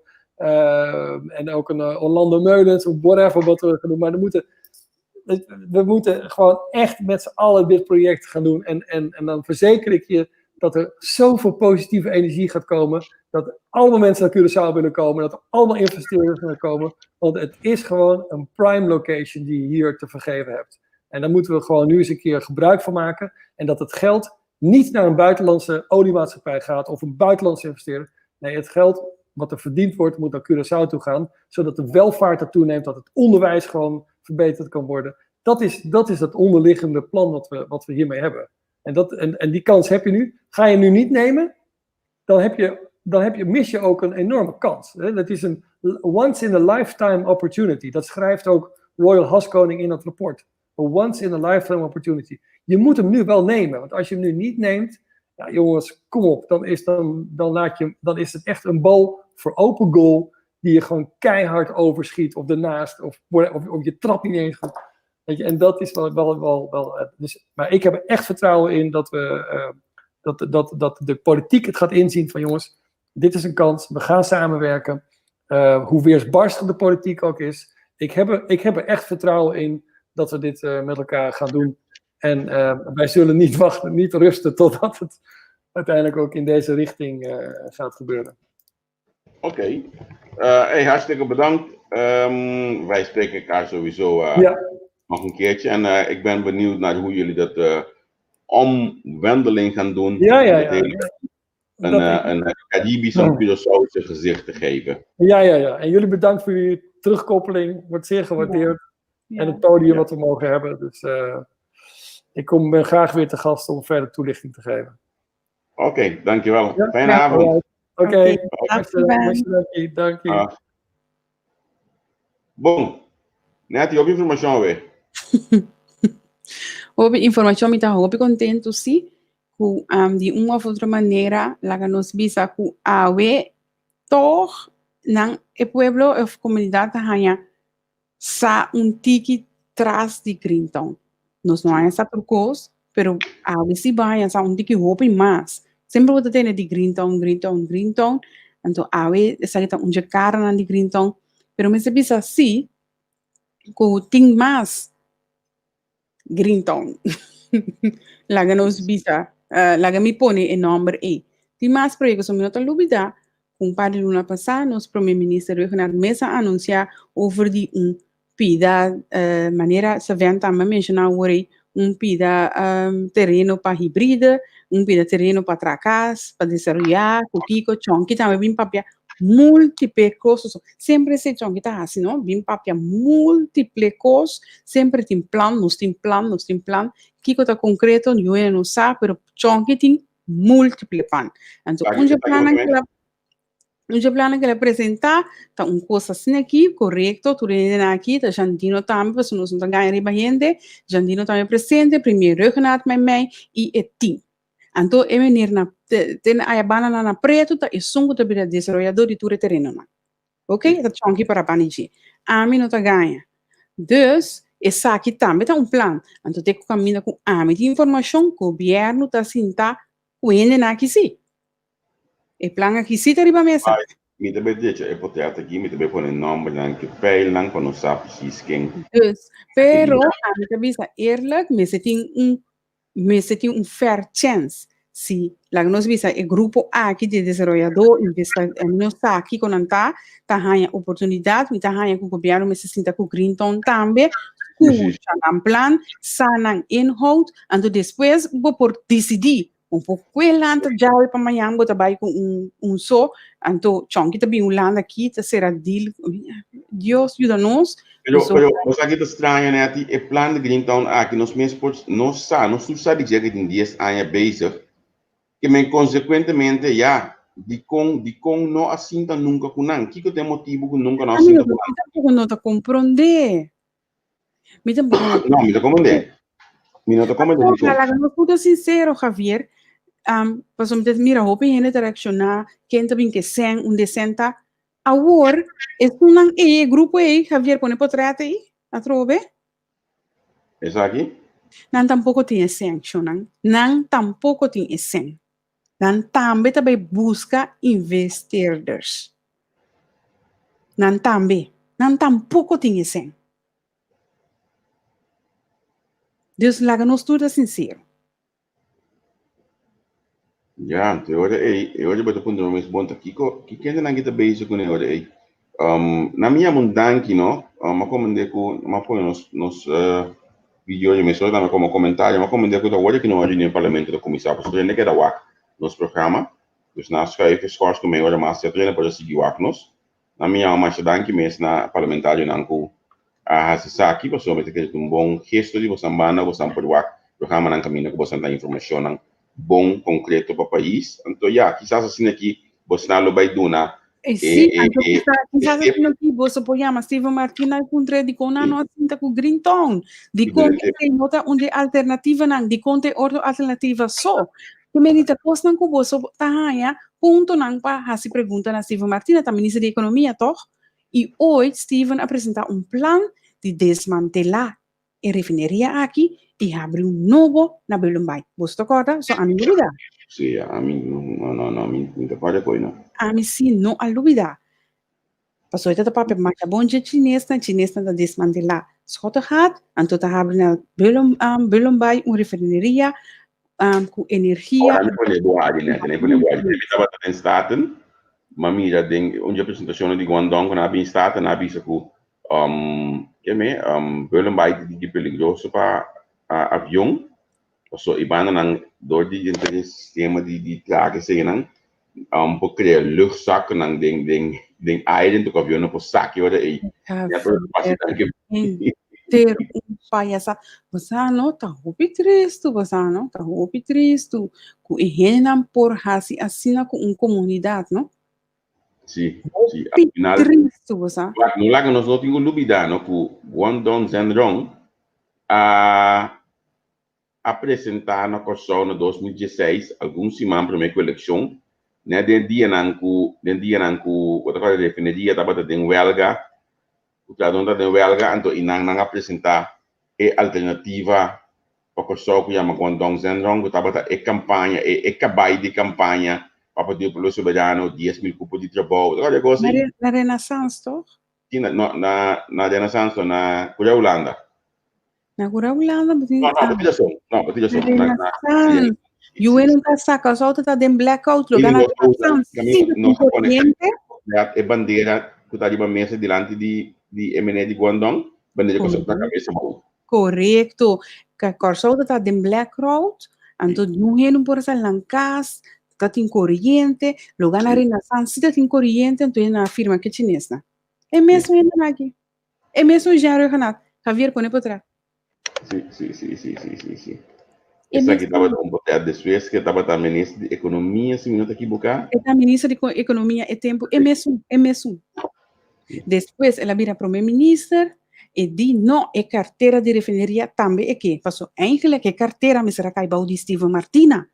Pero, e diz, não, é que é aqui também. Ora, ela ganha, e diz, não, é chinês, não tá bom, mas... Bom, anche Baudi Portugal também carteira da Baudi Ashes. É mesmo, é, que você tata firma, depois que ela vira primeira-ministra, é chinês, não tá bom, mas... Sì, mi sto buscando potrebbe e bandiera di una firma mi tiene però minuto che mi tiene dentro il telefono aqui non si telefone come dopo share possa ma io share differente anche na live io mi Facebook non dubida che è mesmo cinese aqui afirma come ti chiama così MOU e definidia na firma MOU Kiro la firma MOU fake na firma MOU mas sobre MOU me só de firmamento coordenar Você vai comprar Plaza Hotel, a Wina Bende, ja, a PCI de boer, en sai. no mi tocca na e firmamento anche UTS também é que toma lugar na meio então não é de prensa mas é bonito que tem outro clipe para os de prensa aqui curso cliente assistência com essa aqui tá é curso para economia de Kosovo para sombra e chinês não apresentar que plano também os chineses não aqui apresentar plano não chega na coisa com para zona panel de escola me tocca de tempo e casando tava tinha carteira de ciência de sua senhora Alcalá Leia que um show do DJ e meus chineses não aqui via de que ama um show de Kosovo tava assim e tempo e não pega moço segundo aqui para mim segundo me vi não pega moço para mim que me vi na cabeça presidente Adalcova quando vai com mais opinião de mes China vai querer nossa mira a reportagem nang programa nang gravar com a definição lá digo então zero não tem sem tá não também lo vai buscar sempre para ele invertir pero al final te sei tu não tá assim não passou até classe também compra coisa por $1 antenda de 100 agora vai buscar sempre fia lugar também com não Qualcuno classe un guy che chiama Corona quando sei guy classe to pego né ai essa classe cadeira hoje que trobe nós tem sindicato não tá na mesa com grupo mi sa ko nang alog na hanya chong pero sincero elo ko sindicato nanting agora kita hopi prometo na mesa grupo não podemos não podemos já com a dia que sindicato proprio último via não podemos já com nada em doce manda buscar sindicato nanting algo palpável, sindicato não tem algo quase concreto, solamente não tem ministério de papel que já regionado com chonki para chegar na edil aí. Que não se tem algo. Vamos esperar que vai não alogra papel com o senhor Renato e com o senhor Delanoy para sim não pode chegar na algo concreto. Eu quero ver assim que fora de local que se vê a Transatlântico para o Greentown, a mim está de acordo se a refineria não está guardo de dry mais, que está sendo você que seria maneira você seria para par de tempo acaba, mas tem assim algo que o terreno não, pero nós temos que assim de uma maneira bom. E para luz que não nós sabemos que nós porque não mais eternamente, o pueblo também tem mais de vira grande, e pueblo tem mais de desenvolver e madurar. Dus met de haya, conosco mensen atender ecosi na uma maneira hopi mais melhor e cada de nós que está pondo nos causa de qualquer projeto na aqui Greentown, Bluetown, Economico, Orange, Watan, Oaktown, mas está sincero sim com nossa comunidade, está com nosso humana e desenvolver o país na benefício de nós tour. No cora de boboso que me tá compreender ba bem com ideia ou bata trazer coisa de projeto ou qualquer coisa vou ganhar 20 milhões minuta vai contra de si pero corda si o é 100 milhões tá para o pueblo a botar 20 só não porque é 100 anto o pueblo tá 20 só é semi que para nós tour o que do meio de tipo de projeto na que corda. Então, agora, o bedrag não é solamente exemplo. Para ver, eu não vai cueco com net de é um ganha tanto exemplo. Oh, wat je explique coisa hopi bom. Se na limita poniendo que não ratas nem que permitimos ratas nem que para mim que nem pantalla quem nós vai ter manhã que josque Manhã. Deren paga hopi atenção, mas ele dá informar, paga e hopi atenção que nós tem manhã. Sim, dependendo ratas nem que me também já tá busca e pedacinho de lo que kunang skibi ante ora e lo mi pones aqui em pantalla para nos mandar uma informação de quem nós vai ter manhã que josque. Então, ik invitar tu rende para echt tune in manhã, para volgen het programma, seguir o programa de manhã e especialmente para share, like e share, mas tanto possível. Porque é urgente seguir o programa de manhã. Tá muito importante. Sim, o programa de manhã é sumamente importante e interessante para nós. Di ko yung kaba, mga katabat sa siniguro ay. Na minha mundangi na tudo isso não tava né, o que nós chamamos MDPT e number tava, sabe? Correto, MDPT. Nós vamos ter cerca de caso aqui em entrevista tá aberta da amarela a nome e acordami e number e sus me estima e chão aqui posso atento que tá e vivo que tá olha nós tá se programa nem me menciona um gosto e tem me soja para dona uma e sus me estima ele o mundo me escosta me manha uma reação aqui na do bisabu ku net no que anda partido coberta não daqui é que tem de como que bem ministro né tipo também aqui tá falando mas ofereceu um partido político sulista para ninguém outro oferta não pago mas aí a hopi oferta minuto em ganha mas aí a hopi oferta agora que fora de wega mas aí a hopi oferta pero minuto interessa sorry é partido como ofereceu uma opção número uma lista ainda não vai formar na lista ainda tem que ver da cabeça não sabe que te passa amanhã depende que te passa amanhã que eu sei lagami é a punenda que me sora me wak que tu bisa né wak que tu bisa vai anunciar quem tem manhã olha mas na me wak quando está para amanhã vai rec e programa men por mais depende que te passa amanhã né ati se é costa cana segundo a pessoa lá pone pega lo vai ter breaking news amanhã eu esqueci primeiro o programa pero lá nos laga sei o data olha aqui so nós está pendiente coisa grande amanhã eu esqueci um lugar quem nós tem amanhã né ati amanhã nós tem Ray Bodok expert samenwerking en organisatievraagstukken junto com Gerard Hogers, com o hoogleraar Staatsrecht.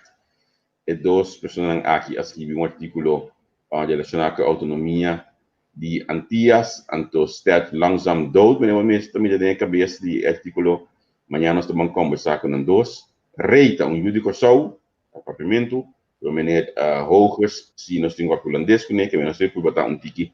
Twee talen van Jango Joske met de speler kunnen ons Holandees te compreendië over samen zo. Nos jullie dus een paar keer wat op grenzen gesproken. Nee, dat ga ik ook niet. Aan de papa brilhante. Maar Jango Joske nos vai ter um programa sumamente interessante. E flyer ya net dat dan je wat je acaba que mendi nos também com ele pabo. E bia aqui Jampang. A pessoa não sabe nem mais se quem me busca não põe não toca para ver Jango Joske. Pero amanhã na outra live que nós vamos página entrevista com e que pediu o ter trampando conosco no board de noite na Holanda professor já está na pessoa para join-nos ora que nós tem Rei e também Gerard que nós vamos conversar com ele vai articular com nós e com nós mira é famoso CHA Gerard Hogers importante para nós ter dizer com esta mira é CHA por do ponto de vista como docente na HBO Dus André Bosman, maar morgen moet je ook erbij zijn, want ik heb je gezien hè, in de commentaar. Oh, was hij vandaag ook bij? Ja, hij was aanwezig, ja. Oké. Dan zal ik hem morgen ook de flyer sturen. Ja. Dat is zeker. Maar toen weet ik nou in de entrevista Jandino. Praat deze reis, we poen Jandino para mim, no? Bise waksu app, bise waksu mail. Ja. Of bisa su contactpersoon. Sim, nós estamos buscando de outra maneira, nós não podemos ganhar, então nós temos algum luna da busca ele, que se você não põe em contato com ele, lá não sabe. E daqui a minha máxima, mas ele ia dinheiro programa aqui. Então, eu chamo hope bom que me dá bisa. Mita keren mita ya máxima, más lia. Deze telefoon, Tá, Máxima. contact persoon, mita ya máxima. Ito po na mi corda tempo nós tem minuto que tá primeiro-ministro de pessoal, mas tava por aí ele. Foi já domingo à tarde. Então, nós esperamos a gente dia para nós conversar com ele. Amanhã nós sabemos que nós também tem já webs, nós também tem Jerônimo Gulu. Quem conhece o nome dele? Se você conhece o nome dele, laga me sabe em comentário nan quem é Jerônimo Gulu. Não, laga me sabe se você sabe quem é Jerônimo Gulu. La gami sa pa sombra kuta ainda que você supposed de conhecer. Yeah. Eu não assim me tem ele de Google, me tava poder de mesora. Para mim mostrar ticket aqui ainda que Jerônimo Gulu. Javier, nos tem 2 minutos agora. 2 minutos ou mais tem? Sim. Isso sei, botar quando com meu computador meter mais lia, para bom menino computador mais novo não. Quem sabe quem é Jerônimo Gulu, la gami sa se você não sabe, também estou que poder também pôr ele em pantalla. Ele obtém já webs próximo junto conosco. Den o programa de tudo webs de partido Kem. Esse não, gosto de ver um partido comum. Se eu não sabe, ambos são metade buscar loa aí, depois se me menciona Kem aqui. Até aqui, acaba aí aqui tá Jerônimo Gulu. Já webs próximo ele tá junto conosco, nós conversar pouco de sua história dentro do deporte de atletismo. Olha que está para Angela acorda para seu país, e lastimamente não pode acordar para seu país, para sombra com seu país a la na caia na 10. Que amanhã está bem conta nossa história aqui. Amanhã já está contando nossa história aqui. Também nós temos que mancargar, então me tratando de coisa grande mais para a piada também. Que mendi, na minha queira ter que nada com tudo coisa. Net você comida será? Eu coloco que me sai bate bem. Não, passou minha mama é a medida que minha babi tem aquele bode ser bem. Danke senhora. Opi danke. Mama, se não é que você seguir programa não, então olha com me vai tipo de linha que eu não gosta, tá manda bisa me mesora. Mas que é de bode não? Deixa me. Olha você não está assim, não que você não vê comigo, minha mama está assim, ela vai bom, mas danke. Deixa eu não passar boa noite. Boa noite, boa tarde.